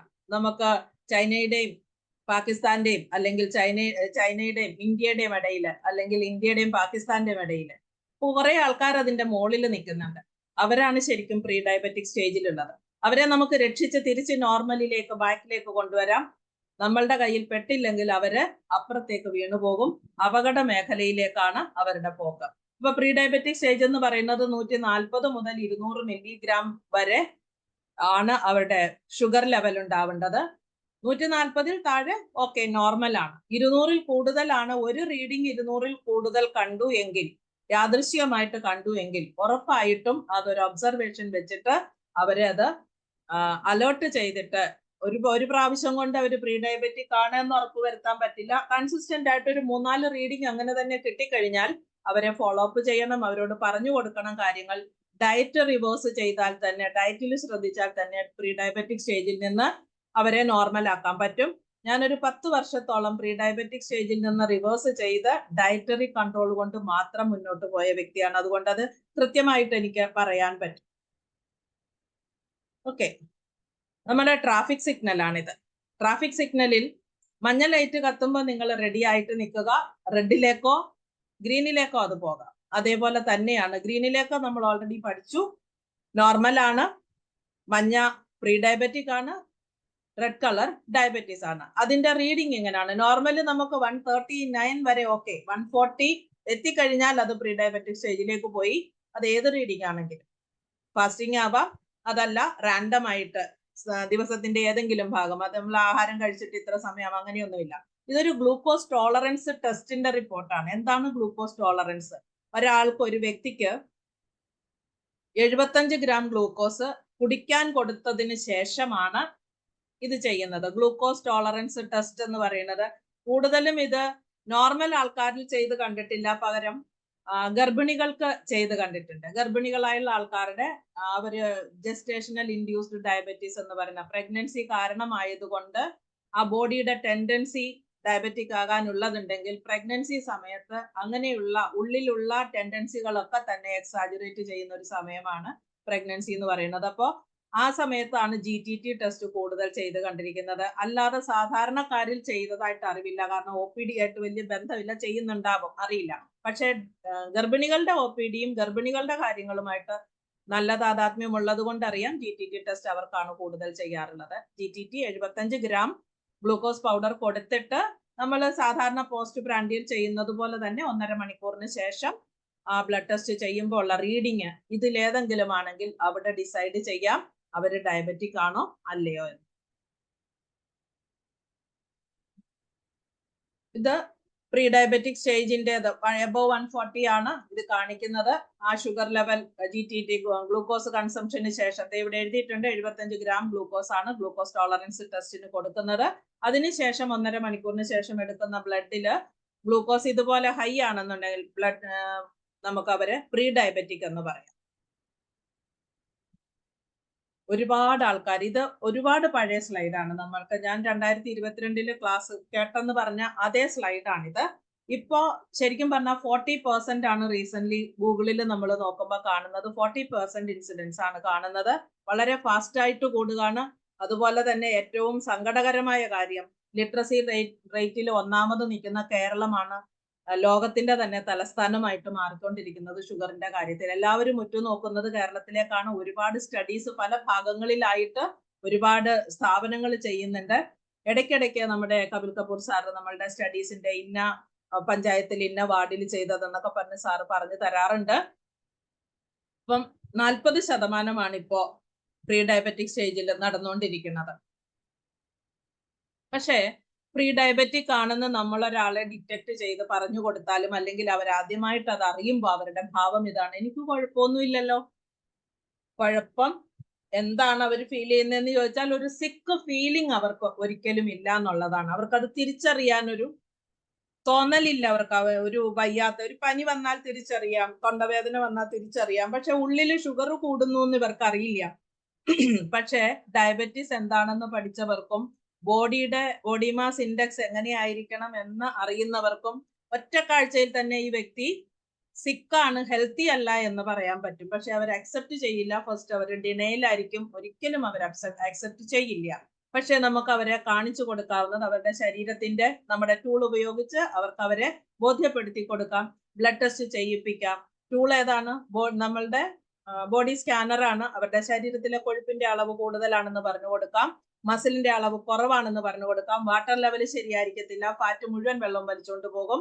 അപ്പൊ അങ്ങനെയുള്ള കാര്യങ്ങൾ ഹെൽത്ത് അവയർനെസ് കൊടുക്കാനായിട്ട് നമ്മളുടെ അറിവ് ഉപയോഗിക്കാം. ഇതും പണ്ടത്തെ കണക്കാണ്. ഇതിൽ നമുക്ക് പ്രത്യേകിച്ച് ഒന്നും ചെയ്യാനില്ല. ഒരു ജയിൽ ജീവിതം പോലെയാണ് ഒരു ഡയബറ്റിക് പേഷ്യന്റിന്റെ ജീവിതം. പണ്ട് ഭയങ്കരമായിട്ട് ഒരാള് ഷുഗർ പേഷ്യന്റ് ആണെന്ന് ഡിറ്റക്ട് ചെയ്ത് കഴിഞ്ഞാൽ വളരെ പെട്ടെന്ന് ചെയ്യുന്നത് ഒരുപാട് ആഹാരങ്ങളുടെ റെസ്ട്രിക്ഷൻ ആണ്. ഇത് കഴിക്കരുത്, അത് കഴിക്കരുത്, ഇങ്ങനെ ചെയ്യരുത്, അങ്ങനെ ചെയ്യരുത്, ഒരുപാട് റെസ്ട്രിക്ഷൻസ് ഉണ്ട്. അപ്പൊ പരിണത ഫലമായിട്ട് ഷുഗറുള്ള ഒരാളിനെ വളരെ പെട്ടെന്ന് അവരുടെ കോലം കണ്ടിട്ട് തിരിച്ചറിയാൻ പറ്റും. അവരുടെ ശരീരത്തിൽ എല്ലും തൊലിയായിട്ട് അവർ മാറും. അപ്പൊ ആൾക്കാർ കാണുന്നവർക്ക് ഉള്ള ഒരു ഫീലിംഗ്, അയ്യോ ഷുഗർ പേഷ്യന്റ് ആണല്ലേ എന്ന് ചോദിക്കത്തക്ക രീതിയിൽ അവരുടെ ശരീരം എല്ലും തൊലിയായിട്ട് മാറും. മസിൽ വേസ്റ്റിംഗ് ഉണ്ടാകും. മസിൽ വേസ്റ്റിംഗ് ഉണ്ടാവാൻ കാരണം എന്താണെന്ന് ചോദിച്ചാൽ ആഹാരത്തിലെ റെസ്ട്രിക്ഷൻ തന്നെയാണ്. മസിൽ ഉണ്ടാവാനായിട്ടും ആഹാരമില്ല, അല്ലാതെ നോർമൽ എനർജിക്കും ആഹാരമില്ല. പക്ഷെ അങ്ങനെ വരുമ്പോൾ ആ ഒരു വ്യക്തി വളരെ ക്ഷീണിതനും ഒരു ജോലിയും ചെയ്യാൻ പറ്റാത്തവനുമായിട്ട് മാറുകയാണ് ചെയ്യുന്നത്. ഒരുപാട് റെസ്ട്രിക്ഷൻസ് ഉള്ള ഒരു ലൈഫാണ്. നോർമൽ ഒരു ഫംഗ്ഷന്, ഫാമിലി ഫംഗ്ഷൻ, സോഷ്യൽ ഫംഗ്ഷനിലൊന്നും പങ്കെടുക്കാൻ അദ്ദേഹത്തിന് താല്പര്യം ഉണ്ടാവില്ല. സോഷ്യലി ഐസൊലേറ്റഡ് ആയി പോകും. കാരണം പബ്ലിക് പ്ലേസിൽ പോയി കഴിഞ്ഞാൽ എല്ലാവരും കഴിക്കുന്നത് പോലെ സ്വീറ്റ് ഡ്രിങ്ക്സ് കഴിക്കില്ല, ഫുഡ് ഇത് കഴിക്കാൻ പറ്റില്ല. അപ്പോൾ ഒരുപാട് റെസ്ട്രിക്ഷൻസ് ആകുമ്പോൾ ആൾക്കാർ ഒരുപാട് ചോദിക്കുക. അതുകൊണ്ട് തന്നെ സോഷ്യൽ ഐസൊലേഷൻ വളരെ മോശമായിട്ട് ഇവരുടെ ജീവിതത്തിലേക്ക് കടന്നു വരുന്ന ഒരു സമയമാണ്. സോഷ്യൽ ഐസൊലേഷൻ മാത്രമല്ല, ഈവൻ വീട്ടിൽ പോലും എല്ലാവരും കൂടെ ഇരിക്കുന്നിടത്ത് അവർക്ക് ഇരിക്കാൻ പറ്റില്ല, ഇരിക്കാൻ തോന്നാറില്ല. കാരണം എല്ലാവരും ചെയ്യുന്ന കാര്യം എനിക്ക് ചെയ്യാൻ പറ്റില്ല എന്നുള്ള ഒരു ബോധം ഉള്ളിൽ തെളിഞ്ഞു പോകുന്നത് കൊണ്ടാണ്. ഇനി ഡയബറ്റിക് ആയാൽ പിന്നൊക്കെ ഒരു കോംപ്രമൈസ് ആണ്. എല്ലാത്തിനോടും കോംപ്രമൈസ് ചെയ്ത് താതാത്മ്യപ്പെട്ട് ജീവിക്കുക എന്ന് പറയും. പിന്നെ മെഡിസിൻ സാർ എപ്പോഴും പറയുന്നത് ഗുളിക കാലത്തിലെ ജീവിതമാണ്. ഒരു അരമുറി ഗുളികയിൽ തുടങ്ങിയാൽ പിന്നീട് അങ്ങോട്ട് അത് 1 ഗുളികയായും 2 ഗുളികയായിട്ടും 4 ഗുളികയായിട്ടും മൾട്ടിപ്പിൾ ആണ്. വർഷങ്ങൾ മുന്നോട്ട് പോകുമ്പോൾ അരമുറി ഗുളികയിൽ കൺട്രോൾ ചെയ്യാം എന്ന് പറഞ്ഞ് നോക്കാം എന്ന് പറഞ്ഞ് തുടങ്ങിയ ഗുളികകളുടെ എണ്ണം അനേകമാകും. ഒരു ഡോക്ടറിനെ കണ്ടു തുടങ്ങിയത് പല ഡോക്ടർ, ഒരു വലിയൊരു ഹോസ്പിറ്റൽ ആണെന്നുണ്ടെങ്കിൽ അവിടുത്തെ മിക്കവാറും ഡിപ്പാർട്ട്മെന്റുകൾ ആദ്യം പോകുന്നത് പോഡിയാട്രിക്കിലായിരിക്കും. അതായത് കാലിന്റെ സ്പെഷ്യലിസ്റ്റിന്റെ അടുക്കൽ പോകാം, പിന്നീട് ഹാർട്ടിന്റെ സ്പെഷ്യലിസ്റ്റ്, കൊളസ്ട്രോൾ കാരണം ജനറൽ മെഡിസിനിൽ പോകാം, ജനറൽ മെഡിസിനിലാണ് ഹാർട്ടിലേക്ക് എത്തുന്നത്, ഏറ്റവും അവസാനം എത്തുന്ന ഒരു ഡിപ്പാർട്ട്മെന്റ് ആണ്. അതുപോലെ ഡെന്റൽ ഡിപ്പാർട്ട്മെന്റിൽ പോകാം, അവസാനം എത്തുന്നതാണ് കിഡ്നി ഫെയിലിയർ. അപ്പോൾ റീനൽ ഡിപ്പാർട്ട്മെന്റ്, നെഫ്രോളജിയുടെ അടുക്ക കാണാം, ഡയാലിസിസ് ചെയ്യാം. അത് കഴിഞ്ഞിട്ട് അവിടുന്ന് ഏകദേശം തീരുമാനമായി ലൈഫ് സുല്ലിട്ട് അവിടുന്ന് ഇറങ്ങിപ്പോകുന്ന കാഴ്ച. അതാണ് ശരിക്കും ഡയബറ്റിക്കിന്റെ ലൈഫ് എന്ന് പറഞ്ഞ് കാണുന്നത് അവിടാണ്. ടാബ്ലറ്റ് കൊടുത്തു, ടാബ്ലറ്റ് കൊണ്ട് കൺട്രോൾ ചെയ്യാൻ പറ്റുമോ എന്ന് ചോദിച്ചാൽ ക്വസ്റ്റ്യൻ മാർക്കാണ്. പക്ഷെ തിരിച്ചു ചോദിക്കാറില്ല. ടാബ്ലറ്റ് കൊടുത്തിട്ടും എന്തുകൊണ്ട് കുറയുന്നില്ല എന്നുള്ളൊരു ക്വസ്റ്റ്യൻ നിലനിൽക്കെ പിന്നെ സ്റ്റാർട്ട് ചെയ്യുന്നത് എന്താണ്? ഇൻസുലിൻ ആണ്. ടാബ്ലറ്റ് എന്തിനാ കൊടുക്കുന്നത്? പാൻക്രിയാസിനെ ആക്ടിവേറ്റ് ചെയ്ത് ഹോർമോൺ അവിടുന്ന് പ്രൊഡ്യൂസ് ചെയ്യണം. ഇൻസുലിൻ ഹോർമോൺ പാൻക്രിയാസിൽ നിന്ന് പ്രൊഡ്യൂസ് ചെയ്യാൻ പാൻക്രിയാസത്തിന് ഉത്തേജനം കൊടുക്കാൻ വേണ്ടിയിട്ടാണ് നമ്മൾ ടാബ്ലറ്റ് കൊടുക്കുന്നത്. പക്ഷെ ഒരു പ്രിസ്ക്രിപ്ഷനില് ടാബ്ലറ്റും കാണാം, ഇൻസുലിനും കാണാം. ഇവിടെ എന്താ സംഭവിക്കുക? ഇത് ആർക്കാണ് ലാഭം? ശരിക്കും അതിനെ ഡീപ്പായിട്ട് നമ്മൾ പഠിക്കുമ്പോഴാണ് അതിനകത്ത് വൈരുദ്ധ്യം മനസ്സിലാകുന്നത്. ടാബ്ലറ്റ് കൊടുക്കുന്നു ഇൻസുലിൻ പ്രവർത്തിക്കാൻ, ഇൻസുലിൻ ഉണ്ടാവാനായിട്ട്. പക്ഷെ ഇൻസുലിൻ കൊടുക്കുന്നു ഓൾറെഡി അവയവത്തിന് പണിയെടുക്കണ്ട എന്നൊരവസ്ഥയിലേക്ക്. അപ്പോൾ ഇൻസുലിൻ ആർട്ടിഫിഷ്യലായിട്ട് പുറത്തുനിന്ന് ചെന്ന് കഴിയുമ്പോൾ ബോഡിയിൽ ആവശ്യത്തിന് ഇൻസുലിൻ ചെന്ന് കഴിഞ്ഞാൽ പാൻക്രിയാസ് പ്രവർത്തിക്കേണ്ട ആവശ്യം വരുന്നില്ല. കാലക്രമേണ ഇൻസുലിൻ ഉണ്ടാക്കൽ എന്ന് പറയുന്നത് ഞാൻ ഇനി ഉണ്ടാക്കിയിട്ട് കാര്യമില്ല, അത് ഓൾറെഡി പുറത്തുനിന്ന് വന്നിട്ടുണ്ട് അല്ലെങ്കിൽ വരും, ആ ഒരു ലെവലിലേക്ക് പാൻക്രിയാസിനെ മാറ്റിയെടുത്ത് നശിപ്പിക്കുന്നതാണ് ശരിക്കും നമ്മളുടെ ഡയബറ്റിക് ട്രീറ്റ്മെന്റ് എന്ന് പറയുന്നത്. ഇനി ഓരോ അവയവങ്ങൾ, ഇതിലേത് അവയവമാണ് നമുക്ക് പ്രധാനമല്ലാത്തത്? നമ്മുടെ ഒരു ചെറുവിരലിൽ ഒരു ആണി കൊണ്ടല്ലേ ഒരു ചെറിയ മുറിവ് വന്നാൽ നമ്മുടെ വലിയ ശരീരത്തിൽ ഏറ്റവും ഇമ്പോർട്ടന്റ് ആയിട്ടുള്ള ഒരു അംഗം ആ ഒരു ചെറുവിരലായിട്ട് മാറും. ഇപ്പൊ ഡയബറ്റീസ് ട്രീറ്റ് ചെയ്യാതെ കൊണ്ട് നടന്ന ബ്ലഡ് ഷുഗർ ലെവൽ എല്ലാം ഇപ്പോഴും ഹൈ ലെവൽ ആണെന്നുണ്ടെങ്കിൽ ആദ്യം ബുദ്ധിമുട്ട് തോന്നുന്ന 2 അവയവങ്ങളാണ്. ഒന്ന് നമ്മളുടെ കാലിന്റെ മുട്ടിന് താഴോട്ടുള്ള സർക്കുലേഷൻ കുറയും. ഓൾമോസ്റ്റ് സെയിം ടൈം തന്നെ നമ്മുടെ കണ്ണിന് കാഴ്ചക്കുറവ് ഫീൽ ചെയ്യും. ഇതെല്ലാം ഓരോ പതികളായിട്ടാണ് അറിയപ്പെടുന്നത്. റെറ്റിനോപ്പതി, ന്യൂറോപ്പതി, അങ്ങനെയാണ് ഇത് അറിയപ്പെടുക. ഇപ്പൊ നമ്മൾ കണ്ണിന്റെ കാഴ്ച നമ്മൾ ക്ലിയർ ആക്കുന്നത് എങ്ങനെയാണ്? കണ്ണാടി വെച്ച് ക്ലിയർ ആക്കും. പക്ഷെ ഷുഗർ മാനേജ് ചെയ്തിട്ടില്ല എന്നുണ്ടെങ്കിൽ ഏതൊരു അസുഖവും നമുക്ക് ട്രീറ്റ് ചെയ്യാൻ പറ്റില്ല. ഷുഗർ ബോഡിയിലെ ഗ്ലൂക്കോസ് ലെവൽ നോർമൽ അല്ലാതെ ഒരസുഖത്തിനും മരുന്ന് കഴിച്ചാൽ ഏക്കില്ല. ഈവൻ ശരീരത്തിന്റെ ഉളുക്കുണ്ടാകുന്നത്, നീർവീഴ്ച ഉണ്ടാവുന്നത്, ഇതെല്ലാം തന്നെ ബോഡിയിലെ ഷുഗർ ലെവൽ മെയിൻറ്റെയിൻഡ് ആക്കാതെ മറ്റൊരു മെഡിസിൻ, നമ്മൾ വേദന പോകാൻ മരുന്ന് കഴിച്ചാൽ പോലും ശരീരം റെഡിയാവില്ല. ക്യാൻസർ ട്രീറ്റ്മെന്റിന്റെ പ്രധാനമാണ് ഷുഗർ മാനേജ് ചെയ്യാൻ. പക്ഷെ ഇന്നത്തെ ക്യാൻസർ ട്രീറ്റ്മെന്റ് ഞാൻ വ്യക്തിപരമായിട്ട് എനിക്ക് എക്സ്പീരിയൻസ് ഉണ്ട്. ക്യാൻസർ ട്രീറ്റ്മെന്റിന് പോയ ഒരു ചേച്ചിയുടെ ബ്ലഡ് ഷുഗർ ലെവൽ 7 ആയിരുന്നു. പ്രീ ഡയബറ്റിക്കും കഴിഞ്ഞ് 7 ആയി, ഓൾറെഡി ഡയബറ്റിക് ആയി. ത്രൂ ഔട്ട് 1 ഇയർ ട്രീറ്റ്മെന്റിൽ അവരുടെ HbA1c 9.2 ആയിട്ടും ഡോക്ടർ അതിനെ മൈൻഡ് ചെയ്തിട്ടില്ല, അതിനെ ഒരു റെഫറൻസ് ചെയ്തിട്ടില്ല, ഒരു ഗുളിക അതിന് കൊടുത്തിട്ടില്ല. അവര് ഡയറക്റ്റ് ആയിട്ട്, അവരൊരു റിട്ടയർഡ് നേഴ്സാണ്, അവര് ഡയറക്റ്റ് ആയിട്ട് നമ്മുടെ മെറ്റ്ഫോർമിൻ അവർ സ്റ്റാർട്ട് ചെയ്തു. അതിന്റെ കൂട്ടത്തിൽ ഞാൻ അറിഞ്ഞു കഴിഞ്ഞപ്പോൾ നമ്മുടെ പ്രൊഡക്റ്റ് അവരിപ്പോൾ കണ്ടിന്യൂസ് സ്റ്റാർട്ട് ചെയ്യുന്നുണ്ട്. ഗ്ലൂക്കോസ് ലെവൽ ഓൾമോസ്റ്റ് മെയിൻറ്റെയിൻഡ് ആയിട്ട് വരും. ഇപ്പൊ നമുക്ക് ഇതൊരു വ്യാപാരമാണ്, ആരോഗ്യ മേഖല വ്യാപാരമാണെന്ന് തെളിയിക്കുന്ന ഒരുപാട് ഇൻസിഡൻസ് ഇപ്പൊ നമുക്ക് കണ്ണു തുറന്ന് നോക്കിയാൽ നമ്മുടെ ചുറ്റിനും കാണാൻ പറ്റും. ഇനി ഡാമേജ്ഡ് ബ്ലഡ് വെസൽ എങ്ങനെയാണ് ഉണ്ടാവുന്നത്? നമ്മുടെ മെയിൻ ബ്ലഡ് വെസലിനകത്തൊക്കെ ഫാറ്റ് അടിഞ്ഞു കൂടിയിട്ട് ആ ഒരു കുഴലിന്റെ വ്യാസം കുറയും, താഴോട്ട് ലോമികകളായിട്ട് ചുരുങ്ങിപ്പോകും. അപ്പൊ മെയിൻ സർക്കുലേഷൻ കുറയുമ്പോൾ ശരീരത്തിന്റെ ഓട്ടോമാറ്റിക് പ്രക്രിയ കൊണ്ട് ചെറിയ ചെറിയ ബ്ലഡ് വെസൽസ് ഇഷ്ടം പോലെ ഉണ്ടാവും. നമുക്കൊരു വ്യക്തിയെ കണ്ടു കഴിഞ്ഞാൽ അവരുടെ പാദം നോക്കിയാൽ നമുക്ക് മനസ്സിലാക്കാൻ പറ്റും. അവിടെ കളർ ഡിസ്കളറേഷൻ, ബ്ലാക്ക് കളർ കയറി വരും. അതുപോലെ ഒരുപാട് ഞരമ്പ് കെട്ടുകൾ കാണാം അവരുടെ പാദങ്ങളിലും മുട്ടിന് താഴെ. അത് തന്നെ പറയുന്നത് അവരുടെ കാലിന് താഴോട്ടുള്ള സർക്കുലേഷൻ കുറവാണെന്നാണ്. സർക്കുലേഷൻ പറയുമ്പോൾ അതായത് രക്തചംക്രമണം കുറഞ്ഞു കഴിയുമ്പോൾ രക്തത്തിലൂടെയാണ് ശരീരത്തിലെ ഓരോ കോശങ്ങളിലും ഓക്സിജൻ എത്തുന്നത്, അതുപോലെ തന്നെ പോഷക തത്വങ്ങൾ എത്തുന്നത്. ഇതില്ലാതെ വരുമ്പോൾ ബാക്കി ഭാഗം മരിച്ചു പോകും, സെല്ലുകൾ കൂട്ടമായിട്ട് നശിച്ചു പോകും. അപ്പോഴാണ് നമുക്ക് ഗാംഗ്രീൻ ആയിട്ടുണ്ടാവുന്നത്, അൾസർ ആയിട്ടുണ്ടാവുന്നത്. കാല് മുറിച്ചു കളയണം, ഇല്ല എങ്കില് ആ കാലിന്റെ പഴുപ്പ് ഉള്ളിലേക്ക് കയറിപ്പോകും. അങ്ങനെ ഭീകരമായ ഫ്യൂച്ചർ കാണിച്ചു കൊടുത്ത് ഗതികെട്ട് കാല് മുറിക്കത്തക്ക രീതിയിലേക്ക് പോകും. ഇത് നമുക്ക് സിമ്പിളായിട്ട് റിവേഴ്സ് ചെയ്യാം. അങ്ങനെ കാണുന്ന ഒരു വ്യക്തിയോട് പറഞ്ഞു കൊടുക്കണം, നമ്മൾക്ക് കൊടുക്കാൻ പറ്റുന്നത് പ്രോട്ടീൻ അവർക്ക് കൊടുക്കാം, കാലുകൾക്ക് വ്യായാമം കൊടുക്കുക, അതുപോലെ വെയിൽ കൊള്ളാൻ പറയുക. കാലുകളുടെ വ്യായാമം കിടക്കുന്നത് വരെ ചെയ്യണം. വൈകിട്ട് കിടക്കാൻ നേരം ചൂടുവെള്ളത്തിൽ കാല് ഡിപ്പ് ചെയ്ത് വെച്ച് ഒരു 10 മിനിറ്റ് ഇരുന്നാൽ സർക്കുലേഷൻ കൂടാൻ നല്ലതാണ്. അതുപോലെ സോക്സ് ഇട്ട് കിടക്കാൻ പറയുക. കൂടുതൽ എക്സ്ട്രീം കോൾഡും എക്സ്ട്രീം തണുപ്പും അടിക്കാതിരിക്കാൻ ശ്രദ്ധിക്കുക. അല്പം ശ്രദ്ധിച്ചാൽ ഈ കണ്ടീഷൻ റിവേഴ്സ് ആകും. എനിക്ക് 4 പേരുടെ പെരിഫറൽ ന്യൂറോപ്പതി റിവേഴ്സ് ചെയ്തും 4-5 ആൾക്കാരുടെ ഗാംഗ്രീൻ കാല് മുറിക്കാതെ രക്ഷപ്പെടുത്തിയും ഉള്ള എക്സ്പീരിയൻസ് എനിക്ക് ഈ ഒരു പ്രൊഡക്റ്റും കൊണ്ട് കിട്ടിയിട്ടുണ്ട്.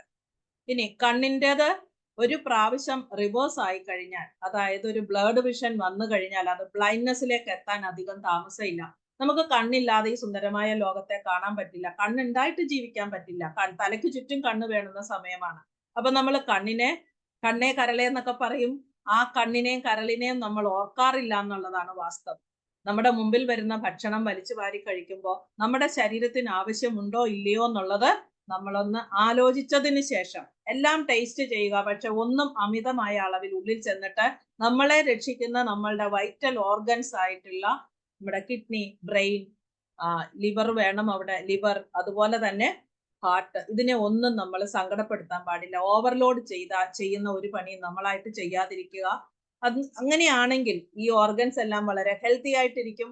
നമ്മൾക്ക് എന്തെങ്കിലും സംഭവിച്ചു പോയാൽ, നമ്മൾ 120 വയസ്സ് വരെ ജീവിച്ചിരിക്കാൻ വേണ്ടിയിട്ട് തന്നിട്ടുള്ള ഓർഗൻസ് ഇടയ്ക്ക് വെച്ച് എന്തെങ്കിലും സംഭവിച്ചു, ഒരു 50 വയസ്സ് കഴിഞ്ഞ ഒരു വ്യക്തിക്കാണ് ബോഡിയിൽ ഒരു പ്രശ്നവും ഇല്ലാന്നുണ്ടെങ്കിൽ ആ ഓർഗൻസ് മുഴുവൻ മറ്റൊരു വ്യക്തിക്ക് ട്രാൻസ്ഫർ ചെയ്തു കൊടുക്കാനും മറ്റൊരു ജീവൻ രക്ഷിക്കാനും ഈ അവയവങ്ങൾ നമ്മൾ കാത്തു സൂക്ഷിച്ചാൽ നമുക്ക് പറ്റും. അങ്ങനെ ചെയ്യാനും ഒരു വലിയ മനസ്സ് വേണം. ഇപ്പം ബ്ലഡ് നമ്മൾക്ക് സർക്കുലേറ്റ് ചെയ്യുന്നതിൽ കുറയുകയും ഗ്ലൂക്കോസ് കുറയുകയും ചെയ്തു കഴിഞ്ഞാൽ നമുക്ക് സ്ട്രോക്ക് വരും എന്നറിയാം, പാരലൈസ്ഡ് ആയി പോകും. അവിടുന്ന് റിവേഴ്സൽ വളരെ ബുദ്ധിമുട്ടാണ്, അല്ലേ? അതുപോലെ ഹാർട്ട് അറ്റാക്ക് വരുന്നു. ഹാർട്ട് അറ്റാക്ക് വന്നു കഴിഞ്ഞാൽ അത് ക്ലോസ്ഡ് ആയിട്ടുള്ള സർജറി ചെയ്യും, ഓപ്പൺ ആയിട്ടുള്ള സർജറി ചെയ്യും. ഈ സർജറിയുടെ കോസ്റ്റ് മാത്രമല്ല, ഒരു ഫാമിലി മൊത്തം പൈസ നഷ്ടപ്പെടുക മാത്രമല്ല, അവർ ഇമോഷണൽ ആയിട്ട് അവർ അനുഭവിക്കുന്ന ബുദ്ധിമുട്ടുകൾക്ക് നമുക്കൊരു വാല്യൂം ഇടാൻ പറ്റില്ല.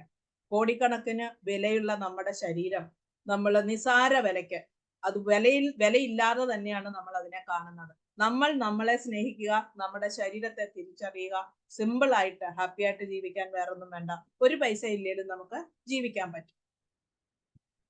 ഇത് കണ്ടോ, ബ്ലഡ് സർക്കുലേഷൻ കുറഞ്ഞു കഴിഞ്ഞതിന് ശേഷം ശരീരത്തിൽ അങ്ങിങ്ങായിട്ടുണ്ടാകുന്ന, ഇപ്പൊ നമുക്കൊരു ചൊറിച്ചിൽ തോന്നും, സ്കിൻ ഡ്രൈ ആകും.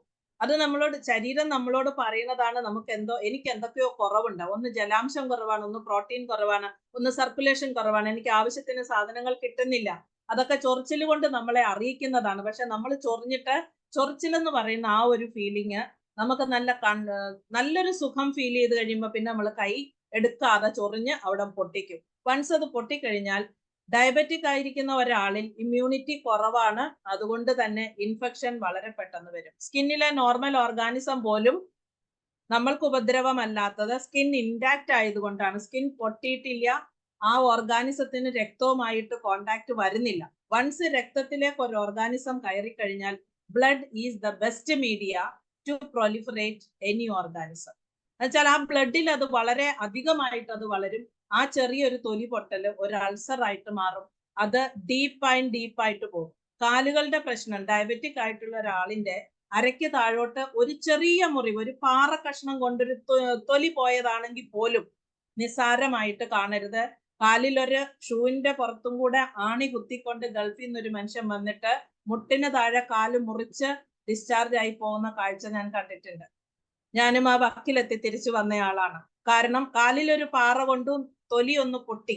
ആ തൊലി പൊട്ടിയത് വലിയ കാര്യമാക്കാതെ ജോലി ചെയ്തു. 3-ാം ദിവസം കാല് വെച്ചിടത്തൊന്നും കാല് പറിക്കാൻ വയ്യാത്ത രീതിയിൽ കംപ്ലീറ്റ് ബ്ലാക്ക് ആയിപ്പോയി. അതാണ് കാലിന് ഭാരം കൊടുക്കുന്ന പണി. ഓഫ് വെയിറ്റ് എന്ന് പറയും. നമ്മളുടെ ഡയബറ്റിക് പേഷ്യന്റിന്റെ കാലിൽ മുറിവ് കണ്ടാൽ അവരോട് പറയേണ്ടത്, ഒന്ന് ആ മുറിവുകൾ വൃത്തിയായിട്ട് സൂക്ഷിക്കുക. 2, ആവശ്യത്തിന് പോഷകങ്ങളുള്ള ഭക്ഷണം കഴിക്കുക, ആവശ്യത്തിന് വെള്ളം കുടിക്കുക. 3-മത്തെ കാര്യമാണ് ആ കാലില് വെയിറ്റ് കൊടുക്കാതിരിക്കുക. പെട്ടെന്ന് ഹീലാകും. ഞാനൊരു ചെറിയ പാറക്കഷ്ണം കൊണ്ട് കാല് മുറിഞ്ഞിട്ട്, മുറിവെന്ന് പറയാനില്ല, രക്തമൊന്നും വന്നില്ല, സ്കിൻ പോറിയതേ ഉള്ളൂ, പാറ ഊരിക്കളഞ്ഞു. ആ കാലും കൊണ്ട് ഞാൻ 31 ദിവസം വീട്ടിൽ റെസ്റ്റ് എടുത്തു. അതെന്റെ ഫസ്റ്റ് എക്സ്പീരിയൻസ് ആയിരുന്നു. പിന്നീട് കാലിൽ ചൊറിഞ്ഞു പൊട്ടിയാൽ കൂടി ഞാൻ ലീവ് എടുക്കുന്ന ഹാബിറ്റ് വന്നു. കാരണം എനിക്ക് മനസ്സിലായി അത് വളരെ നഷ്ടം വരുത്തുമെന്ന് മനസ്സിലായി. അപ്പൊ ഇതാണ് നമ്മൾക്ക് മുമ്പിലുള്ള ഏതൊരു ഡയബറ്റിക് പേഷ്യന്റിന്റെയും കാലുകൾ വളരെ നന്നായിട്ട്, ആ കാലിനെ സംരക്ഷിക്കേണ്ടത് നമ്മളുടെ മുഖം സംരക്ഷിക്കുന്നത് പോലെ തന്നെ. ഇപ്പം ഡയബറ്റിക് ആവാൻ നോക്കിയിരിക്കേണ്ട, ഡയബറ്റിക് അല്ലാത്തത് കൊണ്ട് എങ്ങനെയും നടക്കാമെന്നില്ല. ഡയബറ്റിക് ആണെങ്കിൽ ഷൂ ഇടാനായിട്ട് അവരെ പ്രേരിപ്പിക്കുക, കാലുകൾക്ക് പ്രൊട്ടക്ഷൻ കൊടുക്കണം, ഷൂവും സോക്സും ഉപയോഗിക്കാൻ പറയുക. അത്ര പെട്ടെന്ന് ഇഞ്ചുറി എത്തത്തില്ല. അപ്പൊ നടക്കുന്നത് സൂക്ഷിച്ചു വേണം. അങ്ങനെ കുറെ കാര്യങ്ങൾ നമുക്ക് പറഞ്ഞു കൊടുക്കാൻ പറ്റും. നമുക്ക് ബ്ലഡ് ഷുഗർ ലെവൽ ചെക്ക് ചെയ്താണ് നമുക്കിത് അറിയാൻ പറ്റുന്നത്. സിംറ്റം ഉണ്ടെങ്കിലും ഇല്ലെങ്കിലും റാൻഡം ആയിട്ട് വല്ലപ്പോഴുമെങ്കിലും ബ്ലഡ് ഷുഗർ ലെവൽ ചെക്ക് ചെയ്യുന്നത് ഹാബിറ്റ് ആക്കുക. ഷുഗറിന് മരുന്ന് കഴിക്കുമ്പോഴും നമ്മൾ ഇത് ചെയ്യേണ്ട ആവശ്യമുണ്ട്. അലോപ്പതി മരുന്നിന്റെ കൂടെ മറ്റ് മരുന്നുകൾ കഴിക്കുമ്പോൾ എല്ലാത്തിന്റെയും ലക്ഷ്യം ഒന്നാണ്. അതുകൊണ്ട് തന്നെ ഷുഗർ ലെവൽ താഴ്ന്നു പോകാൻ സാധ്യതയുണ്ട്. അങ്ങനെ അപകടം വരുത്തി വെക്കരുത്. ഷുഗർ ലെവൽ താഴ്ന്നു പോയാൽ ബ്രെയിനിലേക്കുള്ള സർക്കുലേഷൻ കുറയും, പെട്ടെന്ന് സ്ട്രോക്ക് ആകും. വൺസ് വീണു പോയി കഴിഞ്ഞാൽ 3 മിനിറ്റിനുള്ളിൽ റിവേഴ്സ് ചെയ്തില്ല എന്നുണ്ടെങ്കിൽ ഡാമേജ് ഫോർ എവർ ആണ്, ലൈഫ് ടൈം. അങ്ങനെ ഒരു വെജിറ്റേറ്റീവ് സ്റ്റേജിൽ നമ്മൾ സ്നേഹിച്ചിരുന്ന ഫാമിലിക്ക് ഒരു ഭാരമായിട്ട് ആ വ്യക്തി തീരും. അങ്ങനെ കിടക്കാൻ ഇട വരുത്തരുത്. ഓക്കെ, നമ്മൾ ചെയ്യേണ്ട കാര്യം, ഡയബറ്റിക് ആണെന്നെങ്കിൽ അല്ലെങ്കിൽ പ്രീ ഡയബറ്റിക് ആണെങ്കിൽ വളരെ അലേർട്ട് ആയിട്ടിരിക്കുക, സമയബന്ധിതമായിട്ട് കാര്യങ്ങൾ ചെയ്യുക, ഇതുവരെ ചെയ്യാത്ത കാര്യങ്ങൾ ചെയ്തു തുടങ്ങുക, കറക്റ്റ് ആയിട്ട് എഴുന്നേൽക്കുക, ശരീരത്തിന് എക്സസൈസ് കൊടുക്കുക, വെയിൽ കൊള്ളുക, ആവശ്യത്തിന് ഭക്ഷണം കഴിക്കുക, വളരെ സെലക്റ്റീവ് ആയിട്ട് ഭക്ഷണം കഴിക്കുക. എന്താ വെച്ചാല് ഇവിടുത്തെ ഡയറ്റ് എങ്ങനെയാണെന്ന് ചോദിച്ചാൽ ലോ കാർബോഹൈഡ്രേറ്റ്. കാർബോഹൈഡ്രേറ്റ് ആണ് നമ്മുടെ ശരീരത്തിന് എനർജി കൊടുക്കുന്നത്, ഷുഗർ ആയിട്ട് മാറുന്നത്.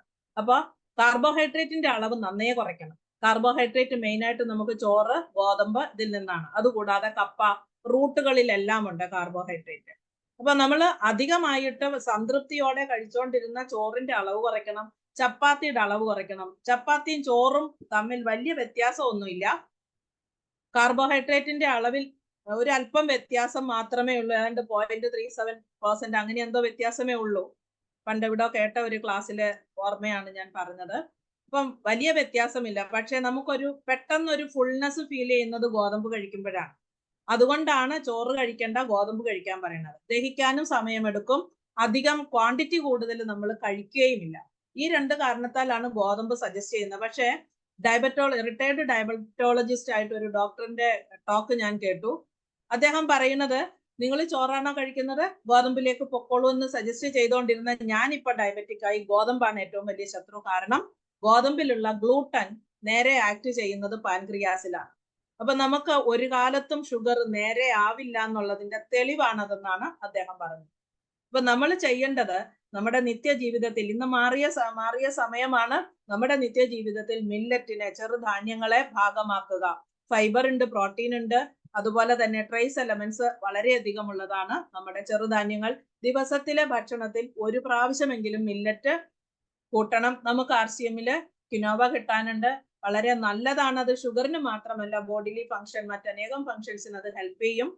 നമുക്ക് കഴിക്കുന്ന വെജിറ്റബിൾ കറികൾ നന്നായിട്ട് കൂട്ടുക, അതുപോലെ ഫുഡ് കോമ്പിനേഷൻ ശ്രദ്ധിക്കുക. പ്രോട്ടീൻ ആവശ്യമാണ്, പ്രോട്ടീൻ ആവശ്യത്തിന് കഴിക്കുക. അത് പ്ലാന്റ് പ്രോട്ടീൻ ആണെങ്കിൽ ഏറ്റവും ബെസ്റ്റ്. നമ്മൾക്ക് പാല്, മുട്ട ഇതൊക്കെ കഴിക്കാം. പാലും മുട്ടയും കഴിക്കുമ്പോൾ അതിനകത്തെ പ്രോട്ടീൻ അബ്സോർബ് ചെയ്യണം എന്ന് നിർബന്ധമില്ല. കാരണം അതിന്റെ ഡൈജഷൻ ആവശ്യമായിട്ടുള്ള എൻസൈംസ് നമ്മുടെ ഉള്ളിൽ ഉണ്ടോ ഇല്ലയോ എന്നുള്ളത് ക്വസ്റ്റ്യൻ മാർക്കാണ്. ഇല്ല എന്ന് നമ്മൾ തെളിയിക്കുന്നതാണ് നമ്മൾ ഇതൊക്കെ കഴിച്ചു കഴിയുമ്പോൾ ഉള്ള ഒരു അസ്വസ്ഥത, ഇൻഡൈജഷൻ എന്ന് പറയുന്നത്. അപ്പൊ ആ ഇൻഡൈജഷൻ ഉണ്ടെങ്കിൽ പിന്നീട് അത് ആവർത്തിക്കാതിരിക്കുക. എല്ലാവരും ഏറ്റവും സമീകൃത ആഹാരമാണ് പാലെന്ന് പറഞ്ഞാണ് നമ്മളെ പഠിപ്പിച്ചത്, നമ്മൾ ചെയ്തുകൊണ്ടിരുന്നതും. പക്ഷെ ഇന്നത്തെ ഒരു ഡേറ്റിൽ ഒരുപാട് സ്റ്റഡീസ് വന്നപ്പോൾ പശുവില്ലാത്ത പാല് വരെ നമുക്ക് കിട്ടും.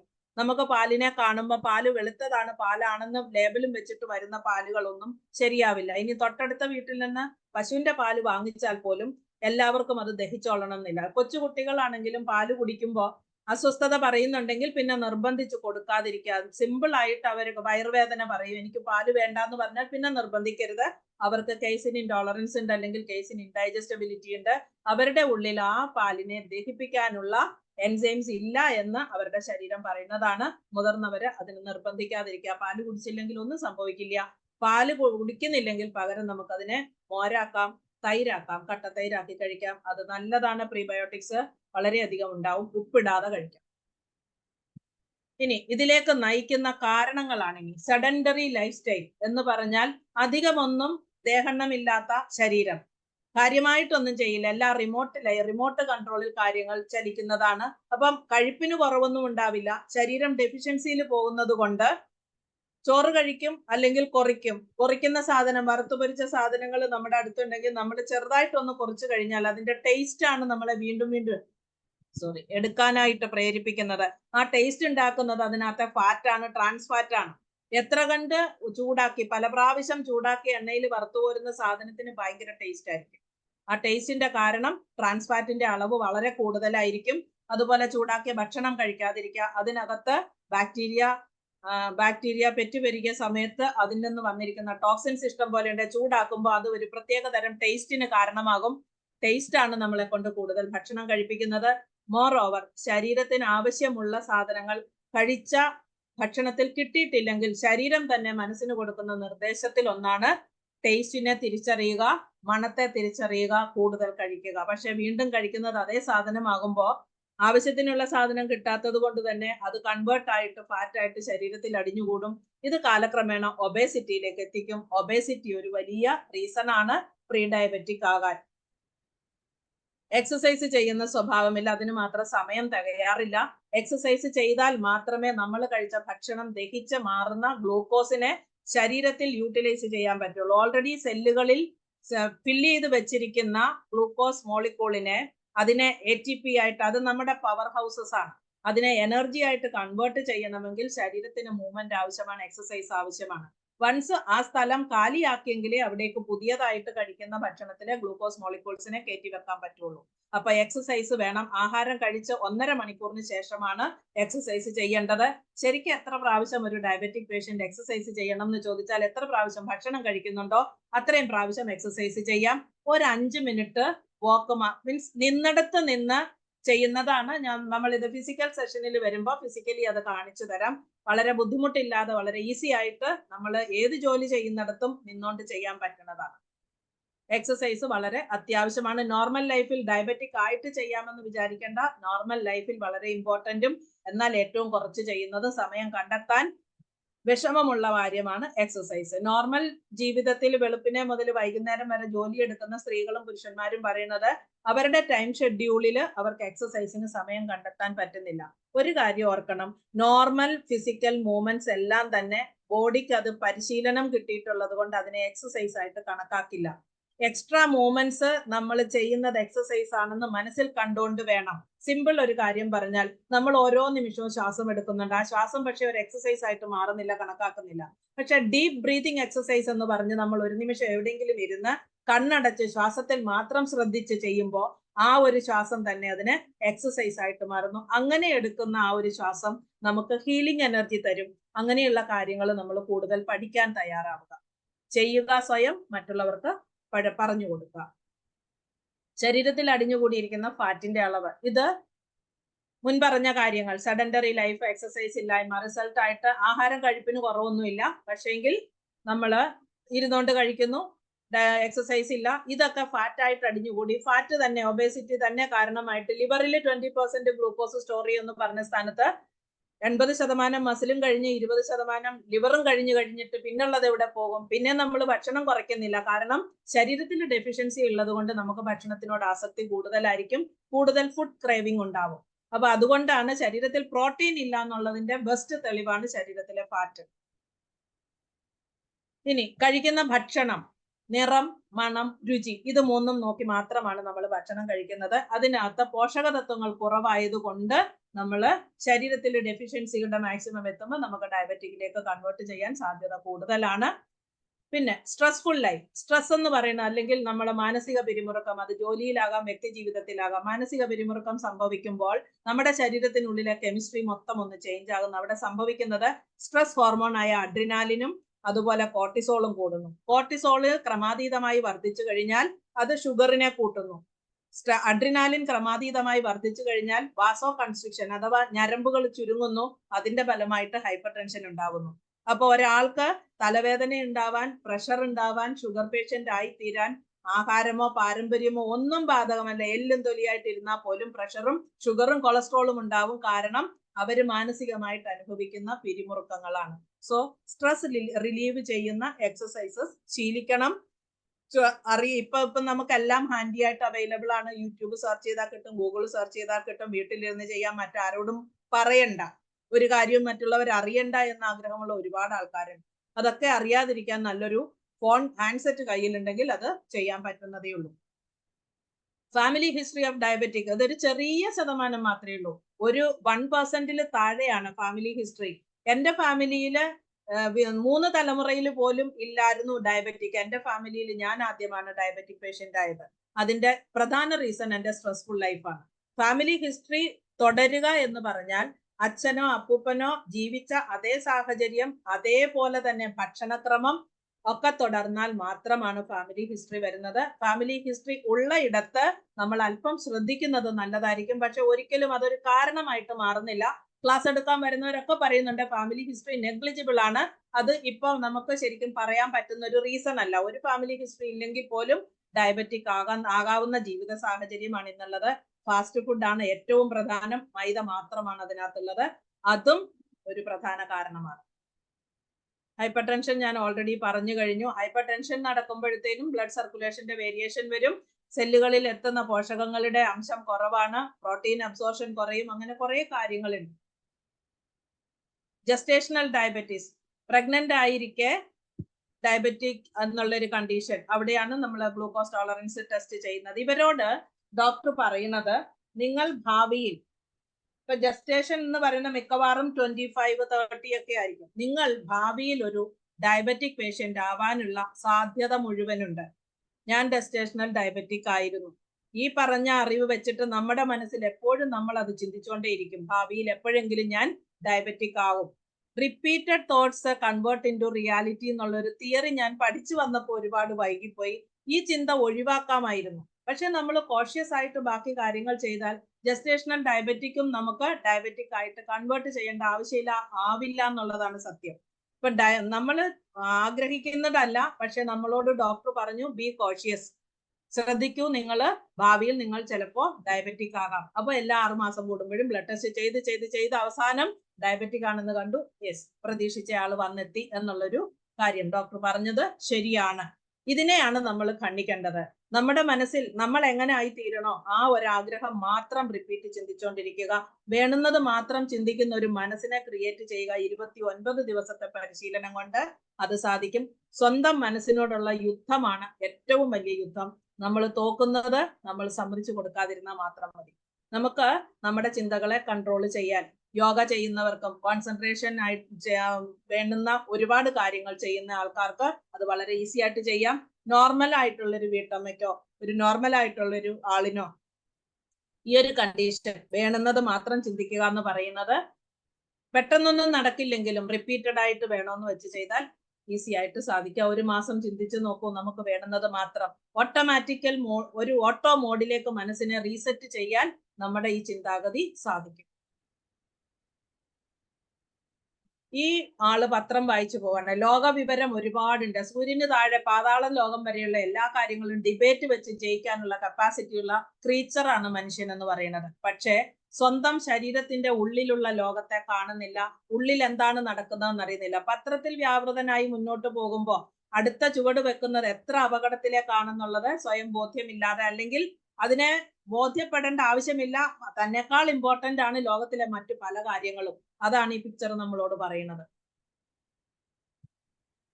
ഇനി അറിയാതെ ഇരിക്കുന്നു എന്ന് പറഞ്ഞു. പിന്നെ കുറച്ച് അലാമിങ് സൈൻസ് ആൻഡ് സിംറ്റംസ്, നമുക്ക് കിട്ടുന്ന കുറച്ച് ശരീരം നമ്മളോട് പറയുന്ന കുറച്ച് ലക്ഷണങ്ങൾ, രോഗലക്ഷണങ്ങൾ എന്ന് പറയും. പതിവില്ലാതെ ദാഹം കൂടുക, തൊണ്ട വരളുക, അതുപോലെ എത്ര ക്ഷീണം മാറ്റാൻ ശ്രമിച്ചാലും ക്ഷീണം മാറാതിരിക്കുക, കാഴ്ചയിൽ ക്ലാരിറ്റി ഇല്ലാതിരിക്കുക, വെയിറ്റ് ലോസ് പെട്ടെന്ന് നമ്മളൊന്നും പ്രത്യേകിച്ച് വെയിറ്റ് കുറയ്ക്കാൻ വേണ്ടി ഒന്നും ചെയ്യുന്നില്ല, ഭയങ്കരമായിട്ട് വെയിറ്റ് ലൂസ് ആകുന്നു. പിന്നെ യൂറിൻ ഒഴിക്കാൻ പോകുന്നതിന്റെ ഫ്രീക്വൻസി കൂടുന്നു, കാരണം ഒരുപാട് പ്രാവശ്യം മൂത്രം ഒഴിക്കുന്നു. ഈ മൂത്രം ഒഴിക്കുന്നത് ക്ലോസറ്റിൽ അല്ലാതെ നമ്മളിപ്പം വെളി സ്ഥലത്ത് മണ്ണിലേക്കാണ് മൂത്രം ഒഴിക്കുന്നതെങ്കിൽ അവിടെ ശരിക്കും ഉറുമ്പുകൾ കൂടുന്നത് കാണാം. അങ്ങനെ പഴയ കാലത്ത് ഡിറ്റക്ട് ചെയ്ത ആൾക്കാരെ എനിക്കറിയാം. ഷുഗർ അങ്ങനെ പോയി ചെക്ക് ചെയ്യുമ്പോൾ ബ്ലഡ് ഷുഗർ 460 കിട്ടിയ എൻ്റെ ഒരു ഫ്രണ്ട് ഉണ്ട്. കാരണം മൂത്രം ഒഴിച്ചത് വെളിയിലായതുകൊണ്ട് ഉറുമ്പരിക്കുന്നത് കണ്ട് ഇതെന്താണ് ഉറുമ്പ്, അപ്പോഴാണ് റീകളക്ട് ചെയ്തത് മൂത്രം ഒഴിച്ച സ്ഥലമാണ്. അങ്ങനെ ഷുഗർ ചെക്ക് ചെയ്യുമ്പോൾ 460 ഫസ്റ്റ് റീഡിങ് കിട്ടിയത്. അങ്ങനത്തെ ആൾക്കാരുമുണ്ട്. മീൻസ് ആ ഫ്രീക്വന്റ് യൂറിനേഷൻ തോന്നുന്നത് ശരീരത്തിൽ എക്സസ് ഗ്ലൂക്കോസ് വരുമ്പോൾ അതിനെ ശരീരം പുറന്തള്ളാൻ ശ്രമിക്കുന്നതാണ്. അപ്പൊ നമുക്ക് മൂത്രം ഒഴിക്കാൻ തോന്നും, അർജ് തോന്നും, നമ്മൾ മൂത്രം ഒഴിക്കും. അതാണ്. പിന്നെ ഡാർക്കനിങ് ഓഫ് സ്കിൻ, മൊത്തത്തില് നമ്മുടെ ശരീരത്തില് ഒരു കരുവാളിപ്പ്, പ്രത്യേകിച്ച് നമ്മുടെ മുഖം, കഴുത്തും, അത് കഴുത്തിന്റെ പുറകുവശത്താണ് കൂടുതലും ആ ഒരു സ്കിന്നിന്റെ പിഗ്മെന്റേഷൻ കൂടുതലായിട്ട് വരുന്നത്. പിന്നെ ഇടയ്ക്കിടയ്ക്ക് പനി, ജലദോഷം വരിക, പിന്നെ ശരീരത്തിൽ ചെറിയ ചെറിയ കുരുക്കൾ വരിക, കുരു വന്ന് പൊട്ടുക. മുഖത്താകണം എന്നില്ല, കാലുകളിലോ തൊടകളിലോ ഇടുപ്പിലോ വയറിന്റെ ഭാഗത്തോ എവിടെ വേണേലും റിപ്പീറ്റഡ് ആയിട്ട് കുരുക്കൾ വരാം. അതുപോലെ സ്ത്രീകളില് വെള്ളപ്പൊക്ക, വെജൈനൽ ഇച്ചിങ്, അത് ഇങ്ങനെയുള്ള കാര്യങ്ങളൊക്കെ സ്ത്രീകൾക്ക് ഉണ്ടാവാം. ഒരു ഇൻഫെക്ഷൻ ഉണ്ടാവാൻ വെച്ചാൽ ഓവറോൾ ഇമ്മ്യൂണിറ്റി ഡൗൺ ആകുമ്പോൾ ഓട്ടോമാറ്റിക്കലി ഇൻഫെക്ഷന് സാധ്യത കൂടുതലാണ്.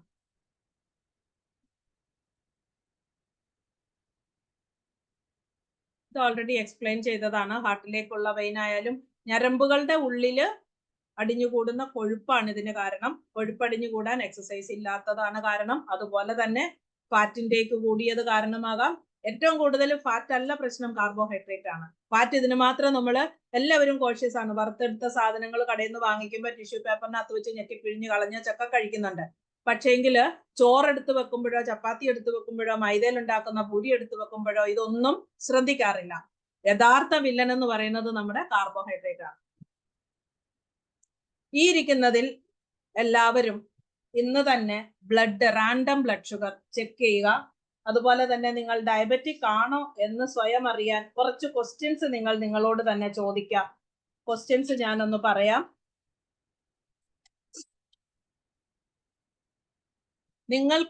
നിങ്ങളൊരു പ്രീ ഡയബറ്റിക് അല്ല എന്ന് ഉറപ്പുണ്ടോ? ഇത് നമ്മളോട് ചോദിക്കാം. ഇതേ ക്വസ്റ്റ്യനെയർ നമ്മുടെ കസ്റ്റമർ മുമ്പിൽ വരുന്ന ആളിനോടും ചോദിക്കാം. നിങ്ങൾക്കൊരു പ്രീ ഡയബറ്റിക് അല്ല എന്ന് ഉറപ്പുണ്ടോ? നിങ്ങളുടെ ശരീരം അല്പം തടിച്ചിട്ടാണോ? നിങ്ങളുടെ ഫാമിലിയിൽ ആർക്കെങ്കിലും പ്രമേഹമുണ്ടോ? 30 വയസ്സിന് കൂടുതൽ നിങ്ങളുടെ പ്രായമുണ്ടോ? നിങ്ങളൊരു കംഫർട്ട് ലിവിങ്, അതായത് ജീവിതം സുഖലോലുപമായിട്ട് കൊണ്ടുപോകുന്നവരാണോ? നിങ്ങൾക്ക് ബ്ലഡ് പ്രഷർ ഹൈ ആണോ? ഇതിന്റെ കൂടെ കഴിഞ്ഞ ക്ലാസ്സിൽ സാർ ആഡ് ചെയ്ത ഒരു പോയിന്റ് ആണ്, കപിൽ കപൂർ സാർ ആഡ് ചെയ്തതാണ്. നിങ്ങളൊരു മലയാളിയാണോ? അതും ഡയബറ്റിക് ആകാൻ, പ്രീ ഡയബറ്റിക് ആവാൻ ഒരു പ്രധാന കാരണമായിട്ടാണ് ഇന്ന് ശാസ്ത്രലോകം കാണുന്നത്. അതിന്റെ ബേസിലാണ് നമ്മൾക്ക് റിസർച്ചസ് നടന്നുകൊണ്ടിരിക്കുന്നത്. എന്തുകൊണ്ടാണ് ഷുഗർ കൂടുന്നത്? ഇത്രയും സമയം പറഞ്ഞു. ഇതിന്റെ ശരിക്കും മെക്കാനിസം ആണ് കാണിച്ചിരിക്കുന്നത്. വയറിലെത്തുന്ന ആഹാരം പാൻക്രിയാസിൽ നിന്നുള്ള ഇൻസുലിൻ, ആഹാരം ദഹിച്ച് കുടലിൽ എത്തുമ്പോൾ ആ ഗ്ലൂക്കോസിനെ ഇൻസുലിൻ എടുത്തിട്ട് ഓരോ സെല്ലിലേക്കും കൊണ്ടുപോവുകയാണ് ചെയ്യുന്നത്. ഒന്നിൽ എഴുതിയിരിക്കുന്ന conversion of food into glucose by stomach. പിന്നെ ഗ്ലൂക്കോസ് ബ്ലഡ് സ്ട്രീമിൽ എത്തും. ബ്ലഡ് സ്ട്രീമിൽ എത്തുമ്പോൾ ഗ്ലൂക്കോസ് ബ്ലഡിൽ എത്തുന്ന സമയം കൊണ്ട് പാൻക്രിയാസിൽ നിന്ന് ഇൻസുലിൻ ബ്ലഡിലെത്തും. ഇൻസുലിൻ ആ ഗ്ലൂക്കോസിനെ എടുത്ത് കൊണ്ടുപോയിട്ട് മസിൽ സെല്ലുകളിലെ മസിലിനെ ആ സെല്ലുകളെ ഓപ്പൺ ചെയ്യുന്ന താക്കോലാണ് പാൻക്രിയാസ്. അതിനെ തുറന്ന് അതിലേക്ക് എത്തിക്കുന്നു. അവിടെ എത്തിക്കഴിഞ്ഞാൽ അവിടെ സ്റ്റോക്ക് ആയിട്ടിരിക്കും. പിന്നീട് നമ്മൾ എക്സസൈസ് ചെയ്ത് ആ എത്തിയ ഗ്ലൂക്കോസിനെ എനർജി ആയിട്ട് കൺവേർട്ട് ചെയ്യണം. അതിനാണ് ബേൺ ഔട്ട് ചെയ്യുക എന്ന് പറയുന്നത്. എക്സസൈസ് ചെയ്യുന്നത് കൊണ്ട് അതാണ് ഉദ്ദേശിക്കുന്നത്. 4 കാരണമാണ് പറയുന്നത്. ഗ്ലൂക്കോസ് മെറ്റബോളിസത്തിന് അല്ലെങ്കിൽ ഗ്ലൂക്കോസിന്റെ ഉപാപചയത്തിന് ഒരു 4 കാരണങ്ങളാണ് പറയുന്നത്. 1, ഇൻസുലിൻ ആവശ്യത്തിന് ഉൽപ്പാദിപ്പിക്കാൻ പറ്റുന്ന സെല്ലുകൾ ഇല്ലായ്മ, അതായത് പാൻക്രിയാസിന്റെ അസുഖം അല്ലെങ്കിൽ പാൻക്രിയാസിലെ ഐസ്ലെറ്റ് ഓഫ് ലാംഗർഹാൻസ് എന്ന് പറയുന്ന ബീറ്റാ സെൽസ് കേടായിരിക്കുക. രണ്ടാമത്തത് ഇൻസുലിൻ ആവശ്യത്തിന് ഉണ്ടാവാതിരിക്കുക. ഇൻസുലിൻ ആവശ്യത്തിനില്ലെങ്കിൽ ബ്ലഡിൽ വരുന്ന ഗ്ലൂക്കോസ് അങ്ങനെ ബ്ലഡിൽ തന്നെ കിടക്കും. അത് മൂത്രം ഒഴിച്ച് പുറത്തു പോകേണ്ടി വരും. മൂത്രം ഒഴിക്കില്ല, മൂത്രം ഒഴിക്കാൻ പോകാൻ ഇഷ്ടമില്ല, വെള്ളം കുടിക്കാൻ ഇഷ്ടമില്ല, അതങ്ങനെ കിടക്കും.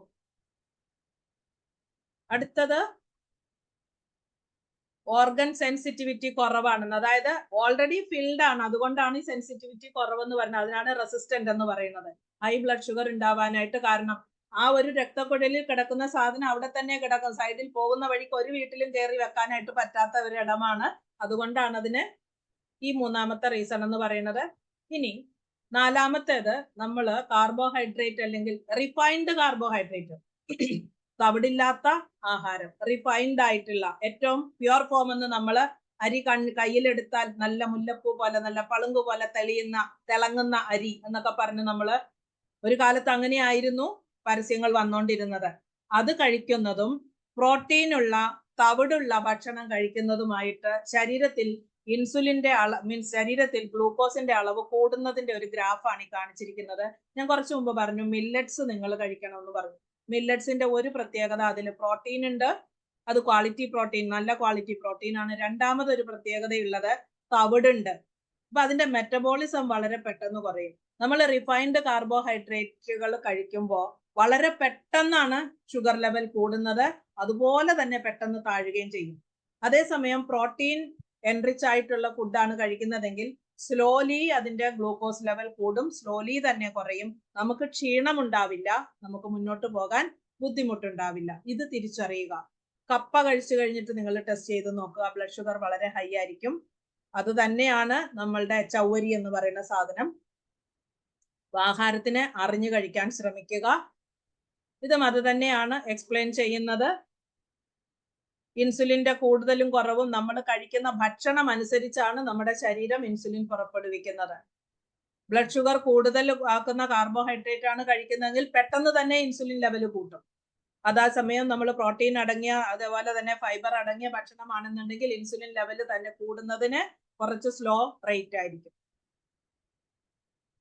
പിന്നെ ഒരു കാര്യം, ഇൻസുലിൻ ലെവൽ ചെക്ക് ചെയ്തുകൊണ്ട് ഒരിടത്തും ട്രീറ്റ്മെന്റ് ചെയ്യുന്നത് അധികം ഞാൻ കണ്ടിട്ടില്ല. ഇൻസുലിൻ ലെവല് ഫാസ്റ്റിംഗ് ആയിട്ട് ചെക്ക് ചെയ്യുന്നത് നല്ലതായിരിക്കും. പിന്നെ നമ്മൾ കഴിഞ്ഞ 3 മാസം സാധാരണ ആൾക്കാർ ചെയ്യുന്ന ഒരു വിദ്യയാണ്, ആരെയോ പറ്റിക്കാൻ, അവനവനെ പറ്റിക്കാനെന്ന് വേണേൽ പറയാം, എന്നാലും ഒരു സംതൃപ്തിയാണ്.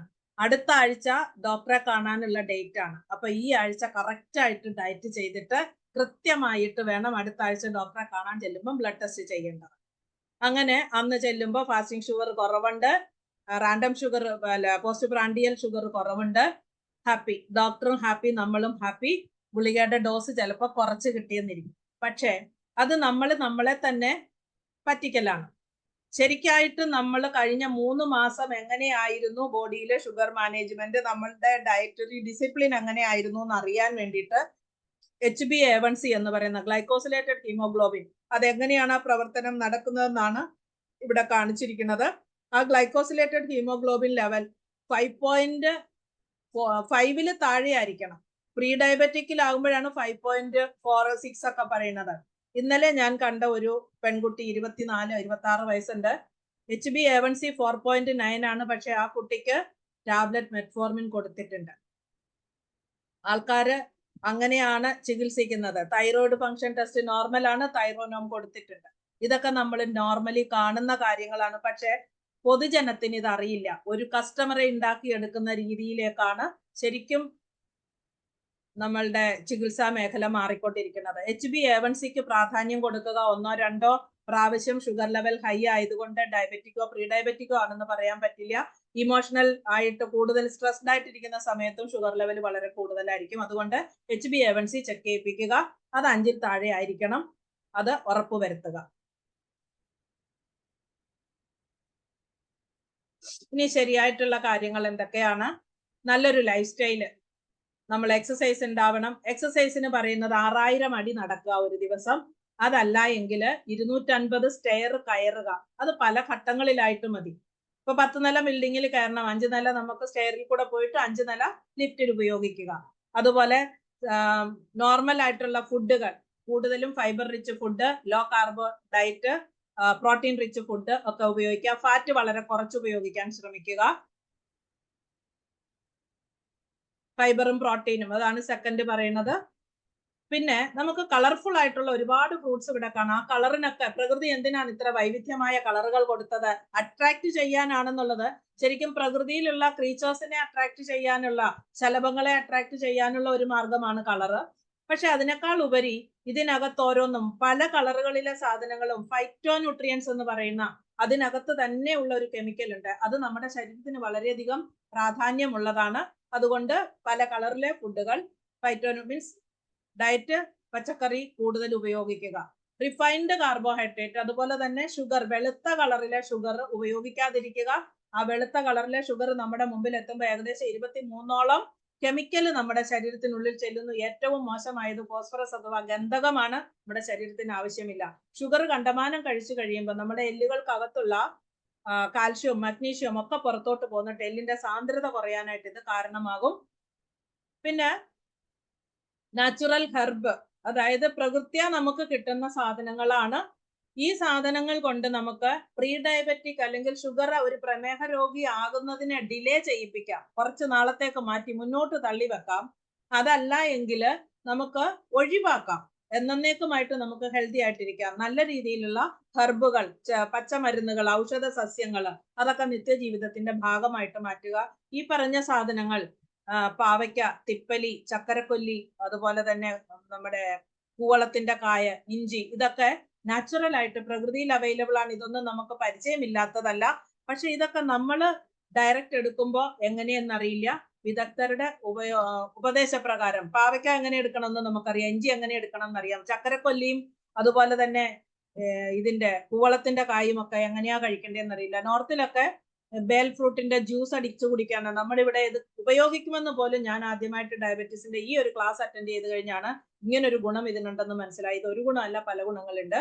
അതുപോലെ തന്നെ മാങ്ങയുടെ പൊടിയാണ്. മാവെന്ന് പറയുന്നത് ശരിക്കും തെങ്ങിനേക്കാൾ കൂടുതൽ ഒരു കൽപ്പവൃക്ഷമാണ്. അതിന്റെ വേരും ഇലയും പൂവും കായും എല്ലാം അതാത് ഘട്ടങ്ങളിൽ എടുത്താൽ ഒരുപാട് ഗുണങ്ങളാണ് മാങ്ങയ്ക്കുള്ളത്. ഒരു ആന്റി ഓക്സിഡന്റ് ആണ്, ആന്റി ഡയബറ്റിക് ആണ്, ആന്റി വൈറൽ ആണ്, വരശല്യത്തിന് കുറയ്ക്കാൻ നല്ലതാണ്, ആന്റി അലർജിക് ആണ്. അതുപോലെ പാരസൈറ്റ്സ്, അതും പിന്നെ ആ വരയുടെ കൂട്ടത്തിൽ തന്നെ കൂട്ടാം. അതുപോലെ എല്ല് പൊടിയുന്നതിനെ തടയാനായിട്ട്, ബോൺ റിസോർഷൻ തടയാനായിട്ട് മാങ്ങയ്ക്ക് കഴിവുണ്ട്. പിന്നെ ആന്റി ട്യൂമർ ആണ്, സൈറ്റോടോക്സിക് എഫക്ട്, അതായത് മാരകമായ സെല്ലുകൾ വെച്ചാൽ ക്യാൻസർ പോലെ ഡെവലപ്പ് ചെയ്ത് പോകാവുന്ന ട്യൂമറുകളുള്ള അബ്നോർമൽ സെല്ലുകളെ നശിപ്പിക്കാനുള്ള കപ്പാസിറ്റി നമ്മുടെ മാങ്ങയ്ക്കുണ്ട്. പിന്നുള്ളത് ആന്റി സ്പാസ്മോഡിക്, വേദന, സ്പാസം ഉണ്ടാകുന്ന ശരീരത്തിൽ അവിടെ ഇവിടെയൊക്കെ സ്പാസം ഉണ്ടാകും. നമുക്ക് മസിൽ കോച്ചി പിടിക്കുക, അതുപോലെ വയറിനകത്ത് ഗ്യാസ് മിന്നി പിടിക്കുക, അതുപോലെ ആ കോച്ചൽ, ആ സ്പാസം ഉണ്ടാകുന്നതിനെ തടയാൻ പറ്റും. പനി കുറയ്ക്കാനുള്ള കഴിവുണ്ട്. ഇമ്മ്യൂണിറ്റിയെ മോഡുലേറ്റ് ചെയ്യാനുള്ള കപ്പാസിറ്റി ഉണ്ട്. നമ്മുടെ മാവിനും ഇത്രയും കഴിവുണ്ടെന്നുള്ളത് ഇന്നാണ് ശരിക്കും തിരിച്ചറിഞ്ഞത്, രാവിലെ എഴുന്നേറ്റ് വായിച്ചപ്പോൾ. പിന്നെ നമുക്ക് ടെറോകാർപ്പസ് മാർസുപ്പിയം എന്ന് പറയുന്നത് നമ്മുടെ വേങ്ങയാണ്. പിന്നെ ഇത് ചിറ്റമൃതാണ്. കുറേയധികം ഹെർബുകൾ, കൂടുതൽ ഡീറ്റെയിൽ പറയുന്നില്ല, നമുക്ക് ആ ഒരു പേരുകൾ മാത്രം ഓർത്തിരിക്കുക. ഇതിന്റെ എല്ലാം മെയിൻ ലക്ഷ്യം നമ്മുടെ ഷുഗറിനെ കുറയ്ക്കുക എന്നുള്ളതാണ്. Protein, fibre, coffee, cocoa. Protein എങ്ങനെയാണ് കുറയ്ക്കുന്നത് എന്ന് ചോദിച്ചാൽ മസിലിന് പവർ ഉണ്ടാവും, മസിൽ ബിൽഡ് ചെയ്യും, ഗ്ലൂക്കോസിനെ അക്സെപ്റ്റ് ചെയ്യാൻ അവിടെ ആവശ്യത്തിന് മസിൽ മാസ് ഡെവലപ്പ് ചെയ്യും. കോഫി ചെയ്യുന്നത് ഫാറ്റിനെ കുറയ്ക്കും, ഫാറ്റിനെ അടിയാൻ സമ്മതിക്കുന്നില്ല ശരീരത്തിൽ, അതുകൊണ്ട് തന്നെ ഫാറ്റ് ഒരു കാരണമായിട്ട് മാറുന്നില്ല. ഒബേസിറ്റി കുറയ്ക്കാനായിട്ടാണ് അത് കാരണമാക്കുന്നത്. അതുപോലെ തന്നെ കൊക്കോ ചെയ്യുന്നതും അത് ശരിക്കും ആന്റി ഓക്സിഡന്റ് ആണ്, ഷുഗർ ലെവൽ മെയിൻറ്റെയിൻ ചെയ്യാനായിട്ട് സഹായകമാണ്. ഇനി ഇൻക്രീസിങ് ഇൻസുലിൻ. ഓക്കെ, ഇതൊക്കെ തന്നെയാണ് നമ്മൾ ഇത്രയും നേരം ഡിസ്കസ് ചെയ്തുകൊണ്ടിരുന്നത്. സിനമൺ എക്സ്ട്രാക്ട് പറഞ്ഞില്ല, നമ്മുടെ കറുവപ്പട്ട രക്തശുദ്ധീകരണം ഒരു പണിയാണ്. അതുപോലെ post prandial, random blood sugar, fasting blood sugar ഒക്കെ കൺട്രോൾ ചെയ്യാൻ ഇതിന് കഴിവുണ്ട്. ഇൻഡസ്റ്റൈനിൽ വെച്ചിട്ട്, അതായത് ഗ്ലൂക്കോസ് റീ അപ്ടേക്ക്, അത് അബ്സോർബ് ചെയ്യുന്നതിന്റെ റേറ്റ് കൂട്ടാനായിട്ടാണ് നമ്മൾ ജിംനേവ സിൽവസ്റ്റർ എന്ന് പറയുന്നത് ശരിക്കും ഗുഡുമാർ, ചക്കരക്കൊല്ലി, ശരിക്കും അവിടെ വെച്ച് തന്നെ അബ്സോർഷൻ ലെവൽ കൂട്ടിയെടുക്കാനായിട്ട് സഹായിക്കും. അതുപോലെ നമ്മുടെ പാവയ്ക്കും ഇതൊരു കാര്യം മാത്രമാണ് എഴുതിയിരിക്കുന്ന, ഒരുപാട് ഗുണങ്ങളാണ്. ബീറ്റാ സെൽസിനെ ഹെൽപ്പ് ചെയ്യുന്നതിന് വേണ്ടിയിട്ട്, വെച്ചാൽ ഈ കാര്യങ്ങൾ നമ്മളെ ബീറ്റാ സെല്ലിൽ ഇൻസുലിൻ കൂടുതൽ ഉണ്ടാവാൻ, അതുപോലെ റിപ്പയർ വർക്ക്, ഡാമേജ് ആയ സെല്ലിനെ റിപ്പയർ ചെയ്യാനുള്ള കപ്പാസിറ്റി ഉണ്ട്. പൈപ്പർ ലോങ്ങം, പൈപ്പർ നയഗ്രം എന്ന് പറയുന്നത്, പൈപ്പർ നയഗ്രം എന്ന് പറയുന്നത് നമ്മുടെ കുരുമുളകാണ്. ലോങ്ങം പറയുന്നത് തിപ്പിലിയാണ്. അതുപോലെ ഇഞ്ചിയുണ്ട്. പിന്നെ അതിനകത്ത് നെല്ലിക്കയുണ്ട്. ഡെയിലി 2 നെല്ലിക്കയെങ്കിലും കഴിക്കാൻ ഷുഗർ പേഷ്യന്റിനോട് പറയുന്നത് നല്ലതാണ്. ഇത് ചിറ്റമൃത്. ചിറ്റമൃത് നമുക്ക് ഗ്ലൈക്കോസിലേറ്റഡ് ഹീമോഗ്ലോബിൻ, അതായത് HbA1c ലെവല് കുറച്ച് കൊണ്ടുവരാനായിട്ട് അത് സാധിക്കും. വേങ്ങക്കാതല് നമുക്ക് ശരിക്കും പറഞ്ഞാൽ വേങ്ങ ചെയ്യുന്നത് ശരീരത്തിലെ ജലാംശം മെയിൻറ്റെയിൻ ചെയ്തുകൊണ്ട് ഫാറ്റിനെ കുറച്ച് നല്ല എനർജി പ്രൊവൈഡ് ചെയ്യും. നമ്മളുടെ ഈ വണ്ടർഫുൾ ഹെർബ്സ് എല്ലാം കൂടെ ചേർത്തതാണ് നമ്മുടെ ടാബ്ലറ്റ് ഫോം. ഏകദേശം 12ഓളം പച്ചമരുന്നുകൾ, നമുക്ക് നിത്യജീവിതത്തിൽ പരിചയമുള്ള സാധനങ്ങൾ. ഈ ഒരു ഗുളിക കഴിക്കുമ്പോൾ മാത്രം വെള്ളത്തിന്റെ ആവശ്യമില്ല. നാവിലിട്ട് അലിയിച്ച് രാവിലെ നമ്മളുടെ എല്ലാം ഒരു കൾച്ചർ, RCM കൾച്ചർ എന്ന് പറയുന്നത്, എഴുന്നേറ്റ് വരുന്നത് പാടെ ഹെൽത്ത് കാർഡ് ഓയിൽ കുടിക്കുക. അത് ഇറങ്ങിപ്പോയി കഴിയുമ്പം ഡയബറ്റിക് ആയിട്ടുള്ള ആൾക്കാർ ഈ ഗുളിക നാവിലിട്ട് അലിയിക്കാൻ തുടങ്ങുക. നാവിലിട്ട് അലിയാൻ 20-25 മിനിറ്റ് എടുക്കും. ആ സമയം നമ്മളുടെ റുട്ടീൻ എക്സസൈസിന് വേണ്ടിയിട്ട് മാറ്റി വെക്കുക. എത്ര പേർക്ക് ഇത് പറ്റുമെന്ന് എനിക്കറിയില്ല, പക്ഷെ അത് കറക്റ്റ് രീതിയാണ്. അത് അലിഞ്ഞു തീരുമ്പോ നമുക്ക് പ്രോഡക്റ്റ് നമുക്ക് കഴിക്കാൻ പറ്റും. ഒരു കപ്പ് വെള്ളത്തില്, ലൈറ്റ് വാം വാട്ടറില്, കുടിക്കാൻ സുഖമുള്ള ചൂടുവെള്ളത്തില്, പച്ചവെള്ളം ആയാലും കുഴപ്പമില്ല, ഒരു സ്കൂപ്പ് പൗഡർ ഇട്ട് അലിയിച്ച് അതും കുടിച്ചു കഴിയുമ്പോൾ രാവിലെ ഒരു കോഫി കുടിച്ച ഒരു ഗുണം കിട്ടും. ഇനി ഇതിനെപ്പറ്റി ഡീറ്റെയിൽഡ് പറയുന്നില്ല, ഓൾറെഡി സമയം ഒരുപാടായിട്ടുണ്ട്. ഇത് നമ്മൾക്ക് ബ്ലഡ് ഷുഗർ മെയിൻറ്റെയിൻ ചെയ്യാൻ ആ ഒരൊറ്റ കാര്യം മാത്രം, പക്ഷെ ഒരുപാട് ഗുണങ്ങളുള്ള ഒരു കാര്യം മാത്രമല്ല, ഒരു കാര്യം കൊണ്ട് ചെയ്യുന്നത്. ഇത് ശരിക്കും പറഞ്ഞാൽ നമ്മൾ ഹോളിസ്റ്റിക് അപ്രോച്ച് എന്ന് പറയും. എല്ലാ സിസ്റ്റത്തിനെയും കൺട്രോൾ ചെയ്യാൻ പറ്റുന്ന പാകത്തിനുള്ള ഇൻഗ്രീഡിയൻസ് ആണ് നമ്മൾ ഇത് ഉപയോഗിച്ചത്. ഓവറോൾ ഹെൽത്ത്, ഒരു ഡയബറ്റിക് ആയിട്ടുള്ള ഒരു വ്യക്തിയുടെ ഓവറോൾ ഹെൽത്ത് മെയിൻറ്റെയിൻ ചെയ്യാൻ വേണ്ടിയിട്ടാണ് ഇങ്ങനെ ഒരു പാക്കേജ്. ജസ്റ്റ് ഷുഗറിനെ കുറയ്ക്കുക മാത്രമല്ല ചെയ്യുന്നത്.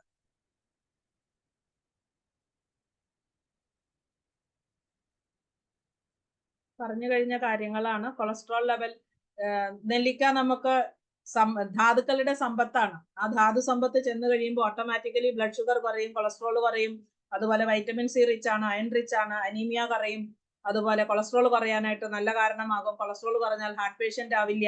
ഇങ്ങനെ കണക്റ്റഡ് ആയിട്ടുള്ള കാര്യങ്ങളാണ്. ഞാവൽപ്പഴം നമ്മളെ വീട്ടിലുണ്ടെങ്കിൽ നമ്മൾ നോക്കത്തില്ല. ശരിക്കും പറഞ്ഞാൽ വവ്വാലുകൾ ഭക്ഷിച്ചും പക്ഷികൾ ഭക്ഷിച്ചും ആ താഴെ വീണു പോകുന്നു, തൂത്തുകൂട്ടിയിട്ട് കളയുന്നു. പക്ഷെ ഇതിന് നമ്മളുടെ ഞാവൽപ്പഴത്തിന്റെ അങ്ങനെ കഴിക്കാൻ പറ്റുന്നത് നല്ലത്. അതിന്റെ പൾപ്പിനേക്കാൾ കൂടുതൽ അതിന്റെ അരി പൊടിച്ച് വെച്ചിട്ട് ദാഹശമനിയായിട്ട് ഉപയോഗിക്കാം. അല്ലെങ്കിൽ ഒരു സ്പൂൺ ഇട്ടിട്ട് നല്ലപോലെ വെയിലത്ത് ചൂടാക്കിയാൽ മതി, വറുക്കണ്ട. വെയിലത്ത് ചൂടാക്കി പൊടിച്ചു വെച്ച് കഴിഞ്ഞാൽ 1 സ്പൂണോ 1/2 സ്പൂണോ അവരവരുടെ ടേസ്റ്റിനനുസരിച്ച് വെള്ളം തിളപ്പിച്ച വെള്ളത്തിലിട്ട് അത് കുടിക്കുന്നത് ഷുഗർ കൺട്രോളിന് നല്ലതാണ്, ഫാറ്റ് കുറയാനും നല്ലതാണ്.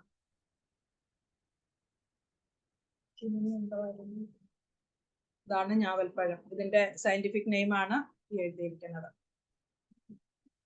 വേങ്ങക്കാതൽ, പൂവളം. ശരീരത്തിലെ വിഷാംശം നീക്കാൻ, മെറ്റബോളിക് വേസ്റ്റിലെ വിഷാംശം നീക്കാനായിട്ടും നമ്മുടെ കൂവളത്തിന്റെ കായ വളരെയധികം ഹെൽപ്ഫുൾ ആണ്, ഷുഗർ കുറയ്ക്കാൻ ഓട്ടോമാറ്റിക്കലി. ഇരട്ടി മധുരം എന്ന് പറയുന്നത്, ശരിക്കും ഇത് ഗ്ലിസറൈസ ഗ്ലാബ്ര എന്ന് പറയുന്നത് നമ്മുടെ ശരീരത്തിലെ post prandial blood sugar plus random blood sugar എല്ലാ ലെവലിലും ഗ്ലൂക്കോസിനെ മാനേജ് ചെയ്യുന്നതിനോടൊപ്പം ശരീരത്തിൽ അലർജി ഉണ്ടെങ്കിൽ അത് മാറ്റാൻ സഹായിക്കും. ശ്വാസ സംബന്ധമായ തടസ്സങ്ങൾ ഉണ്ടെങ്കിൽ മാറ്റാൻ സഹായിക്കും. സ്വരം നന്നാകാനായിട്ട് ഇരട്ടി മധുരം ഉപയോഗിക്കുന്ന നമുക്കറിയാം. അതുപോലെ ഒരുപാട് കാര്യങ്ങളുണ്ട്. 5-8 കാര്യങ്ങൾ ഞാൻ എഴുതി വെച്ചിട്ടുണ്ട്. ഇപ്പൊ എല്ലാം കൂടെ പറയാൻ സമയമില്ല. അതുപോലെ തന്നെ അമൃത് എല്ലാ കഷായത്തിലും ചേർക്കുന്നതാണ്. അമൃതിന്റെ കയ്പ് മാത്രമേ നമുക്കറിയുള്ളൂ. ആ കയ്പ് രസമാണ് ശരിക്കും ഗ്ലൂക്കോസിനെ മെയിൻറ്റെയിൻ ചെയ്യാൻ നമ്മളെ സഹായിക്കുന്ന ഘടകം. പിന്നെ ബുദ്ധി കൂട്ടാനായിട്ട്, നമ്മുടെ ഓർമ്മക്കുറവ് ഉണ്ടെങ്കിൽ അതിനെ പരിഹരിക്കാൻ ഒക്കെ ഇത് സഹായകമാണ്.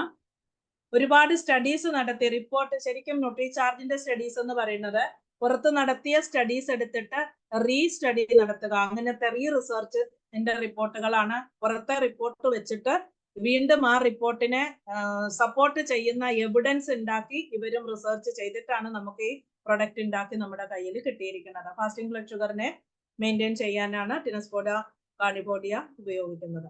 ചക്കരക്കൊല്ലി, ഞാൻ ഇതിനെ നേരിട്ട് കണ്ടിട്ടില്ല, ചക്കരക്കൊല്ലി എന്ന് കേട്ടിട്ടേ ഉള്ളൂ. ഇതിനെ ഗുഡുമാർ എന്ന് വിളിക്കും. ജിംനേവ സിൽവസ്ട്ര,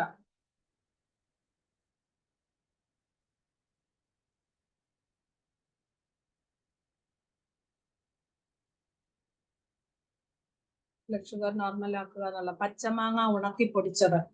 ചിലപ്പോ നമുക്കൊരു ടേസ്റ്റ് വ്യത്യാസം ഒരു പ്രാവശ്യം ഷുഗർ ഗ്ലൈസം ടാബ്ലറ്റിന് വന്നിരുന്നു. അതൊരു പച്ചമാങ്ങ പൊടിച്ചതിന് പകരം മാങ്ങ ഇല പൊടിച്ചത് ചേർത്തതായിരുന്നു. അപ്പൊ ആർക്കും അത് ടേസ്റ്റ് അക്സെപ്റ്റ് ചെയ്യാൻ പറ്റില്ല, തിരിച്ച് പച്ചമാങ്ങയിലേക്ക് പോയി. എന്നുവെച്ചാൽ എഫക്റ്റും വ്യത്യാസം ഉണ്ടായിരുന്നു. അതുപോലെ തന്നെ കുരുമുളക്, നല്ല എൻസൈംസ് ഉണ്ട് ഇതിനകത്ത്. ആ എൻസൈംസ് ആണ് ശരിക്കും ഹെൽപ്ഫുൾ ആയിട്ടുള്ളത് ഷുഗറിനെ കുറയ്ക്കാൻ. കാരണം കഴിക്കുന്ന ഭക്ഷണത്തിനെ കൃത്യമായിട്ട് ദഹിപ്പിക്കുകയും അതിന്റെ അബ്സോർഷനും ഇത് സഹായിക്കുന്നു. പൈപ്പർ നൈഗ്രം, പൈപ്പർ ലോങ്ങം ഡൈജഷൻ സഹായിക്കുന്നു. അതുപോലെ അബ്സോർഷനും ഇത് വളരെ ഹെൽപ്ഫുൾ ആണ്. ബ്ലഡ് ശുദ്ധീകരിക്കാൻ നല്ലതാണ്. എനർജി സ്ട്രെങ്തൻ ചെയ്യാൻ, സ്റ്റാമിന കൂട്ടാനായിട്ട് ഇത് സഹായകരമാണ്. ഇഞ്ചി നമുക്ക് ഒരുപാട് ഗുണങ്ങൾ അറിയാവുന്നതാണ് അല്ലേ? അതിന്റെ ഒരു ഗുണമാണ് ശരിക്കും ഗ്ലൂക്കോസ് കുറയ്ക്കുക എന്നുള്ളത്. അബ്സോർഷൻ കുറയ്ക്കുക, അതാണ് ശരിക്കും ചെയ്യുന്നത്. ഷുഗറും ഇൻഡസ്റ്റൈനിൽ വെച്ചിട്ടാണ് നമ്മളുടെ പോഷകങ്ങൾ മുഴുവനും അബ്സോർബ് ചെയ്യപ്പെടുന്നത്. അതും ചെറുകുടലിൽ വെച്ചിട്ടാണ്.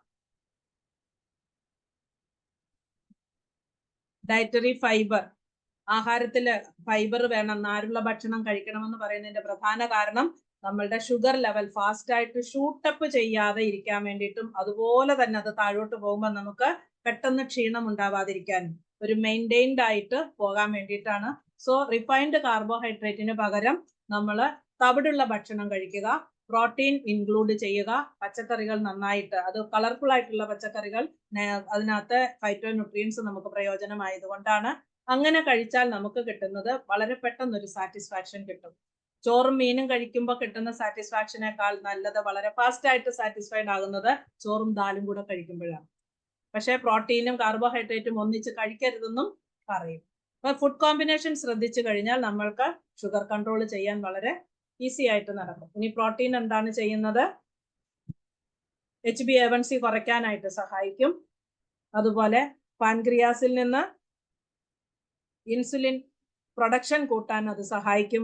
വിശപ്പിനെ കൺട്രോൾ ചെയ്യാൻ പ്രോട്ടീൻ, ആ വിശപ്പ് കൺട്രോൾ ഇല്ലാത്തത് കൊണ്ടാണ് നമ്മൾ ചെറിയ എമ്പക്കം വന്നാലും വീണ്ടും കഴിച്ചു പോകുന്നത്. ആഹാരത്തിനോടുള്ള ആ ഒരു ക്രേവിനെ കുറയ്ക്കാൻ ഇത് സഹായിക്കും. മസിൽ ബിൽഡപ്പ് ചെയ്യാൻ പ്രോട്ടീൻ വേണം. മസിലിന്റെ ഫുഡ് തന്നെ പ്രോട്ടീൻ ആണ്. ഡയറ്ററി റെസ്ട്രിക്ഷൻസ് കുറെ ചെയ്ത് കഴിയുമ്പം ഓട്ടോമാറ്റിക്കലി ഷുഗറിന് വേണ്ടിയിട്ട് ശരീരത്തിൽ ഡയറ്ററി റെസ്ട്രിക്ഷൻ വെക്കുകയാണെങ്കിൽ പോലും ശരീരത്തിൽ BP ഉണ്ടെങ്കിൽ അത് കുറയും, കൊളസ്ട്രോൾ ഉണ്ടെങ്കിൽ അത് കുറയും. അതുപോലെ തന്നെ സ്കിന്നൊക്കെ നല്ല സ്മൂത്ത് ആൻഡ് സെറ്റിലാകും. നല്ല ഒരു ഫാറ്റ് റിഡക്ഷൻ അവിടെ നടക്കും. വെയിറ്റ് ലോസ് നടക്കുമ്പം പ്രധാനമായിട്ട് ശ്രദ്ധിക്കേണ്ടത് ഫാറ്റ് ആണോ ലൂസ് ചെയ്തതെന്ന്. നമ്മൾ ഫോളോ അപ്പ് ചെയ്യുന്ന കസ്റ്റമേഴ്സ് ആണെങ്കിൽ അവരെ ബോഡി സ്കാനർ ഉപയോഗിച്ച് അവർക്ക് വെയിറ്റ് കുറഞ്ഞ ഫീൽ ഉണ്ട്, പക്ഷെ തടിയൊന്നും കുറഞ്ഞതായിട്ട് തോന്നുന്നില്ല എന്നാണ് ആൾക്കാർ പറയുക. അപ്പൊ അവരെ ആ തോന്നൽ എന്തുകൊണ്ടാണ് അവർക്ക് ഉണ്ടായത്, എന്താണ് അവിടെ കുറഞ്ഞതെന്ന് കാണിച്ചു കൊടുക്കുക. ഫാറ്റ് ആയിരിക്കും അവിടെ കുറഞ്ഞിരിക്കുന്നത്. സാറ്റിസ്ഫൈഡ് ആയിട്ടുള്ള ഒരു കസ്റ്റമേഴ്സ്. ഇവർ രണ്ടുപേരും ഏകദേശം 63 kg വെയിറ്റ് ഉള്ള ആൾക്കാരാണ്.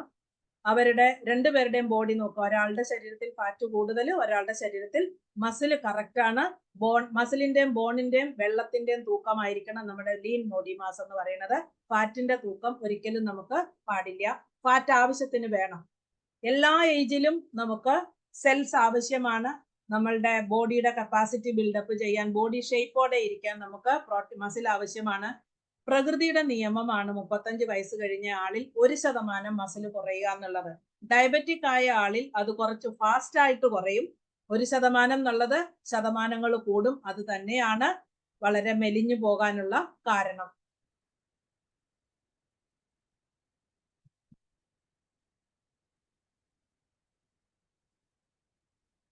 ഇനി നമ്മുടെ പ്രോട്ടീനെ പറ്റി പറഞ്ഞാൽ 64% പ്രോട്ടീൻ ആണ് ഓരോ സെർവിങ്ങിലും കിട്ടുന്നത്. 6.4 gram പ്രോട്ടീൻ കിട്ടുന്നുണ്ട്. പ്രോട്ടീൻ മാത്രമല്ല, നമുക്ക് സിനമൺ എക്സ്ട്രാക്ട്, അതായത് ഇതിനകത്ത് ആഡ് ചെയ്തിരിക്കുന്ന അതിനെ കൂടുതൽ ഫോർട്ടിഫൈ ചെയ്തിരിക്കുന്നതാണ്, കോംപ്രിഹെൻസീവ് ആക്കിയിരിക്കുന്നതാണ്.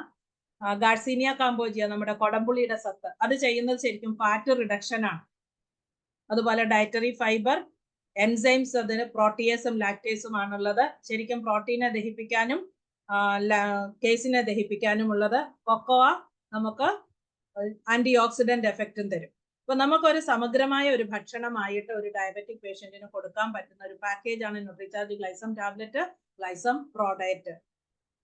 അതിന്റെ കൂട്ടത്തിൽ തന്നെ ഇൻഡയറക്റ്റ് ആയിട്ടും ഡയറക്റ്റ് ആയിട്ടും നമുക്ക് ബ്ലഡ് ഷുഗർ ലെവൽ മെയിൻറ്റെയിൻ ചെയ്യാന്നുള്ള ഒരൊറ്റ ഉദ്ദേശത്തിൽ എത്ര സാധനങ്ങളാണ് ഇതിനകത്തുള്ളതെന്ന് നോക്കിയാൽ 12, 13, 14, 15, 16, 17 സാധനങ്ങളുണ്ട്.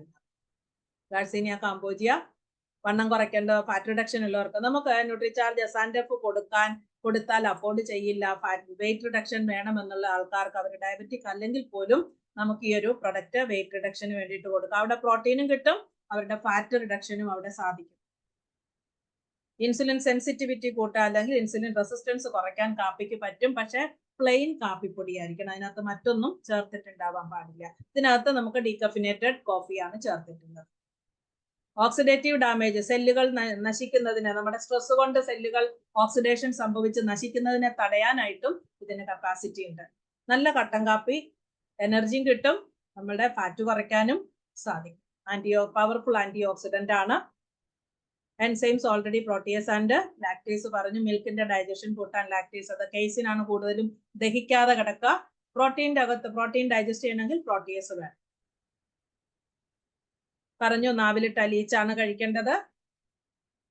ഇത് 90 ദിവസമാണ്. നമ്മുടെ എല്ലാ പ്രൊഡക്റ്റും 90 ഡേയ്സ് ആണ് സ്റ്റഡി ചെയ്തിട്ടുള്ളത്. ആ 90 ദിവസത്തിൽ കിട്ടിയ റിസൾട്ട് ആണ് നമ്മൾ ക്ലിനിക്കലി പ്രൂവൺ എന്ന് പറയുന്നത്. നമ്മുടെ ഈ പ്രൊഡക്റ്റിന് വേറൊരു പ്രത്യേകതയുണ്ട്. Product as such Nutricharge Glycem tablet, Glycem product clinically proven. അതിനകത്ത് ചേർത്തിരിക്കുന്ന coffee extract clinically proven, garcinia cambogia clinically proven. ആ ചേർത്തിരിക്കുന്ന സബ്സ്റ്റൻസും ക്ലിനിക്കലി പ്രൂവൺ ആണ്. പ്രൊഡക്റ്റ് ആസ് എ ഹോളും ക്ലിനിക്കലി പ്രൂവൺ ആണ്. 70% ആൾക്കാർക്കും പ്രീ ഡയബറ്റിക്കിൽ നിന്ന് നോർമൽ ആക്കാൻ പറ്റി. എനിക്ക് അതിന് നല്ല എക്സ്പീരിയൻസ് ആണുള്ളത്. ഞാൻ ഇന്ന് ടാബ്ലറ്റുകൾ ഒന്നും ഉപയോഗിക്കുന്നില്ല. നമുക്ക് ഇവിടെ നിർത്താം. ഹൗ ലോങ് ടു ടേക്ക്, ആരൊക്കെ എടുക്കണം? 18 വയസ്സിന് മുകളിലോട്ടുള്ള ആൾക്കാർക്ക് എടുക്കാൻ നോർമലി മറ്റേതൊരു പ്രൊഡക്റ്റ് പോലും. എത്ര കാലം കഴിക്കണം? ഈ ചോദ്യമാണ് നമ്മൾ ആദ്യം കേൾക്കുന്നത്. 20 വർഷമായിട്ട് ഷുഗറിന് മരുന്ന് കഴിക്കുന്ന പേഷ്യന്റ് ഡോക്ടറിനോട് ചോദിക്കാൻ പേടിയാണ്, ചോദിക്കാറില്ല. അവർക്കറിയാം ഷുഗറിന് മരുന്ന് അവസാന കാലം വരെ കഴിക്കണമെന്ന്. പക്ഷേ ന്യൂട്രിചാർജ് ഗ്ലൈസം ടാബ്ലറ്റും ഗ്ലൈസം പ്രോണേറ്റും സജസ്റ്റ് ചെയ്യുന്ന ഒരു ഡയറക്റ്റ് സെല്ലർക്ക് ആദ്യം കേൾക്കേണ്ട ചോദ്യമാണ്, ഇത് ഞാൻ എത്ര നാള് കഴിക്കണം? ഇതിന് ഭയങ്കര വിലയാണ്. എത്ര നാള് നിങ്ങൾ കഴിക്കണം എന്ന് ചോദിച്ചാൽ നിങ്ങളുടെ ബ്ലഡ് ഷുഗർ ലെവൽ 140 താഴെ എത്തിയാൽ നിങ്ങൾക്ക് ഇത് നിർത്താം. പക്ഷെ അത് കണ്ടിന്യൂ ചെയ്യുന്നതാണ് സേഫ്. മിനിമം അതിന്റെ പ്രോട്ടീൻ എങ്കിലും കണ്ടിന്യൂ ചെയ്യും. എന്നിട്ട് blood sugar level manage means ഇടയ്ക്കിടയ്ക്ക് ചെക്ക് ചെയ്ത് സേഫ് ആണെന്ന് ഉറപ്പുവരുത്തുക. ഡയറ്റ് സ്ട്രിക്റ്റ് ആയിട്ട് മെയിൻറ്റെയിൻ ചെയ്യുക, എക്സസൈസ് മെയിൻറ്റെയിൻ ചെയ്യുക, വാട്ടർ ഇൻടേക്ക് മെയിൻറ്റെയിൻ ചെയ്യുക, ഉറക്കം കറക്റ്റ് ആക്കുക. ഉറക്കം ഇളച്ചിരിക്കുന്ന വ്യക്തി ബാക്കി എല്ലാം ചെയ്താലും ബ്ലഡ് ഷുഗർ ഹൈ ആയിരിക്കും. ബാലൻസ്ഡ് ഡയറ്റ്, എക്സസൈസ്, സ്റ്റെപ്പ് കയറാം, അതുപോലെ തന്നെ നോർമൽ വാക്ക് നടക്കാം. പിന്നെ മൈന്യൂട്ട് എക്സസൈസസ് ചെയ്യാം, സ്ട്രെസ് റിലാക്സേഷൻ, യോഗ ചെയ്യാം. അപ്പൊ ഇതാണ് നമ്മളുടെ പ്രൊഡക്റ്റ് എന്ന് പറയുന്നത്. നേരത്തെ ഇതിന്റെ കൂടെ ഫ്രീ ആയിട്ട് ഒരു മധുരം കൊടുത്തിരുന്നു, സ്വീറ്റ്നർ. ആരും അധികം ഉപയോഗിക്കാത്തത് കൊണ്ട് ഇപ്പൊ അത് നിർത്തലാക്കിയിട്ടുണ്ട്. 64% നമുക്ക് പ്രോട്ടീൻ കിട്ടുന്നതാണ്. ഇതൊരവസരമാണ്. എന്തിന്റെ അവസരം? ഒരാളെ രക്ഷിക്കാനുള്ള അവസരം, നമുക്ക് സ്വയം ബിസിനസ്സിൽ ബിൽഡപ്പ് ചെയ്യാനുള്ള അവസരം, ഫോക്കസ് ചെയ്ത് ഒന്ന് സ്പെഷ്യലൈസ് ചെയ്യാനുള്ള അവസരം. ഞാൻ ഡയബറ്റിക്കുകാരെ മാത്രമേ ശ്രദ്ധിക്കൂ, ബാക്കി ഒന്നും ഞാൻ ചെയ്യുന്നില്ല എന്ന് വെച്ചാൽ നിങ്ങൾക്ക് കസ്റ്റമേഴ്സ് കുറഞ്ഞു പോവില്ല, നിങ്ങൾക്ക് അസോസിയേറ്റ് ബയസ് കുറഞ്ഞു പോവില്ല, നിങ്ങളുടെ നെറ്റ്വർക്കിംഗ് അവിടെ സ്റ്റോപ്പ് ആവുന്നില്ല. 1800 DP 1440, 1080 ആണ് ഇതിന്റെ പർച്ചേസ് വോളിയം. ടാബ്ലറ്റിന് 525 പർച്ചേസ് വോളിയം, 175 രൂപ നമ്മളുടെ റീറ്റെയിൽ മാർജിൻ. ഇത് സെയിൽ ചെയ്യുമ്പോൾ നിങ്ങൾ ഇവിടെ നോക്കാം, പ്രീവിയസ് സ്ലൈഡിലും റീറ്റെയിൽ മാർജിൻ 1440 ആണ് അവിടെ ഉള്ളത്. 360 രൂപയുണ്ട്. അതുപോലെ ഇവിടെ 175 രൂപയുണ്ട്. ഒരു പേഷ്യന്റിന് അല്ലെങ്കിൽ ഒരു വ്യക്തിക്ക് നമ്മൾ MRP സെയിൽ ചെയ്താൽ നമ്മുടെ കയ്യിൽ ഇമ്മീഡിയറ്റ്ലി കിട്ടുന്ന റീറ്റെയിൽ മാർജിൻ, നിങ്ങൾക്ക് വേണമെങ്കിൽ റീറ്റെയിൽ മാർജിൻ വെച്ച് ബിൽഡപ്പ് ചെയ്ത് നിങ്ങളുടെ ഇഷ്ടം പോലെ ചെലവുകളുണ്ട്, അത് ചെയ്യാം. അതല്ലെങ്കിൽ പുതുതായിട്ട് എന്തെങ്കിലും വാങ്ങിക്കാൻ നമ്മുടെ ഓൾറെഡി ഉള്ള ഡെപ്പോസിറ്റ് അല്ലെങ്കിൽ ഓൾറെഡി ഉള്ള വരുമാനത്തിൽ നിന്ന് എടുക്കാതെ ഡെയിലി ഉള്ള റീറ്റെയിൽ മാർജിൻ മാറ്റി വെച്ചുകൊണ്ട് നിങ്ങൾക്ക് പൈസ ഉണ്ടാക്കാം. നമുക്ക് കിട്ടുന്ന അവസരം ചെറുതല്ല, ഇതിനകത്ത് വൈഡ് ഓപ്പർച്യൂണിറ്റി ഓഫ് ബിസിനസ് ആണ്. നമുക്കിത് കമ്പാരിസൺ ചെയ്യാൻ, ശരിക്കും ഇതിനോട് കമ്പാരിസൺ ചെയ്യുന്നത് മണ്ടത്തരമാണ്. ശരിക്കും പുറത്ത് ആൾക്കാർ പലതും വാങ്ങിക്കാൻ തയ്യാറാകും. ഓരോ ചെറിയ ചെറിയ ഇൻഗ്രീഡിയൻസിന് ചെറിയ ചെറിയ ടാബ്ലറ്റുകളാക്കി മറ്റു പല കമ്പനികളും കൊടുക്കുമ്പോഴും ഭയങ്കര വില കൂടുതലാണ്. സിംഗിൾ ഇൻഗ്രീഡിയന്റിന് പോലും ഇവിടെ നോക്കാം, ഒരു ടാബ്ലറ്റ് കൊടുത്തിട്ടുണ്ട് ഷുഗറിന്, അത് 750 രൂപയാണ്. അതിനകത്ത് ആകെ 3 ബോട്ടാണിക്കൽസ് ആണുള്ളത്. നമ്മളുടെ മൊത്തം 15 ബോട്ടാണിക്കൽസ് ആണുള്ളത്. ഇവിടെ നോക്കാം മറ്റൊരു കമ്പനി, ഏതാണ് ഇത്, ന്യൂട്രാലൈറ്റ്, അതിൽ 1609 രൂപയ്ക്ക്. പക്ഷെ അവര് ആൾക്കാരിൽ എടുക്കുന്ന വിശ്വാസമുണ്ട്, ആ ട്രസ്റ്റ് ബിൽഡിങ്, ആ റിലേഷൻഷിപ്പ് ബിൽഡിങ്, അതാണ് അവരുടെ ബിസിനസ് മുന്നോട്ട് കൊണ്ടുപോകുന്നത്. അവരുടെ ഫോളോ അപ്പ്, അവരുടെ എക്സസൈസ് രീതി, അവർക്ക് കൊടുക്കുന്ന കെയറിങ് ആറ്റിറ്റ്യൂഡ്, ലവിങ് ആറ്റിറ്റ്യൂഡ്, ഇതൊക്കെയാണ്. നമ്മൾ ഒരുപടി മുമ്പോട്ട്, ഡു സംതിങ് എക്സ്ട്രാ, നമ്മൾക്ക് അവരെ നമ്മുടെ കൂട്ടത്തിൽ നിർത്താം, നമ്മൾ അവർക്ക് വേണ്ടിയിട്ട് ചിന്തിക്കുന്നു, നമ്മൾ അവരെ പറ്റി ബോധർ ചെയ്യുന്നു എന്നൊരു ചിന്ത ഇന്നത്തെ ലോകത്ത് ഇല്ലാത്ത ഒരു ചിന്ത. ആയ ഒരാൾ, അല്ലെ വെറുതെക്കാരി ഒരാള് എന്നെ പറ്റി ഇത്രയും ചിന്തിക്കുന്നു, അവര് തരുന്ന റെഫറൻസ് നമുക്ക് ഇഷ്ടം പോലെ കിട്ടും. നമുക്ക് നല്ല റിലേഷൻഷിപ്പ് ഉണ്ടാക്കാൻ, ബിസിനസ് ബിൽഡപ്പ് ചെയ്യാൻ ഈ ഒരു അവസരത്തെ മാക്സിമം യൂട്ടിലൈസ് ചെയ്യുക. That is the end. Thank you.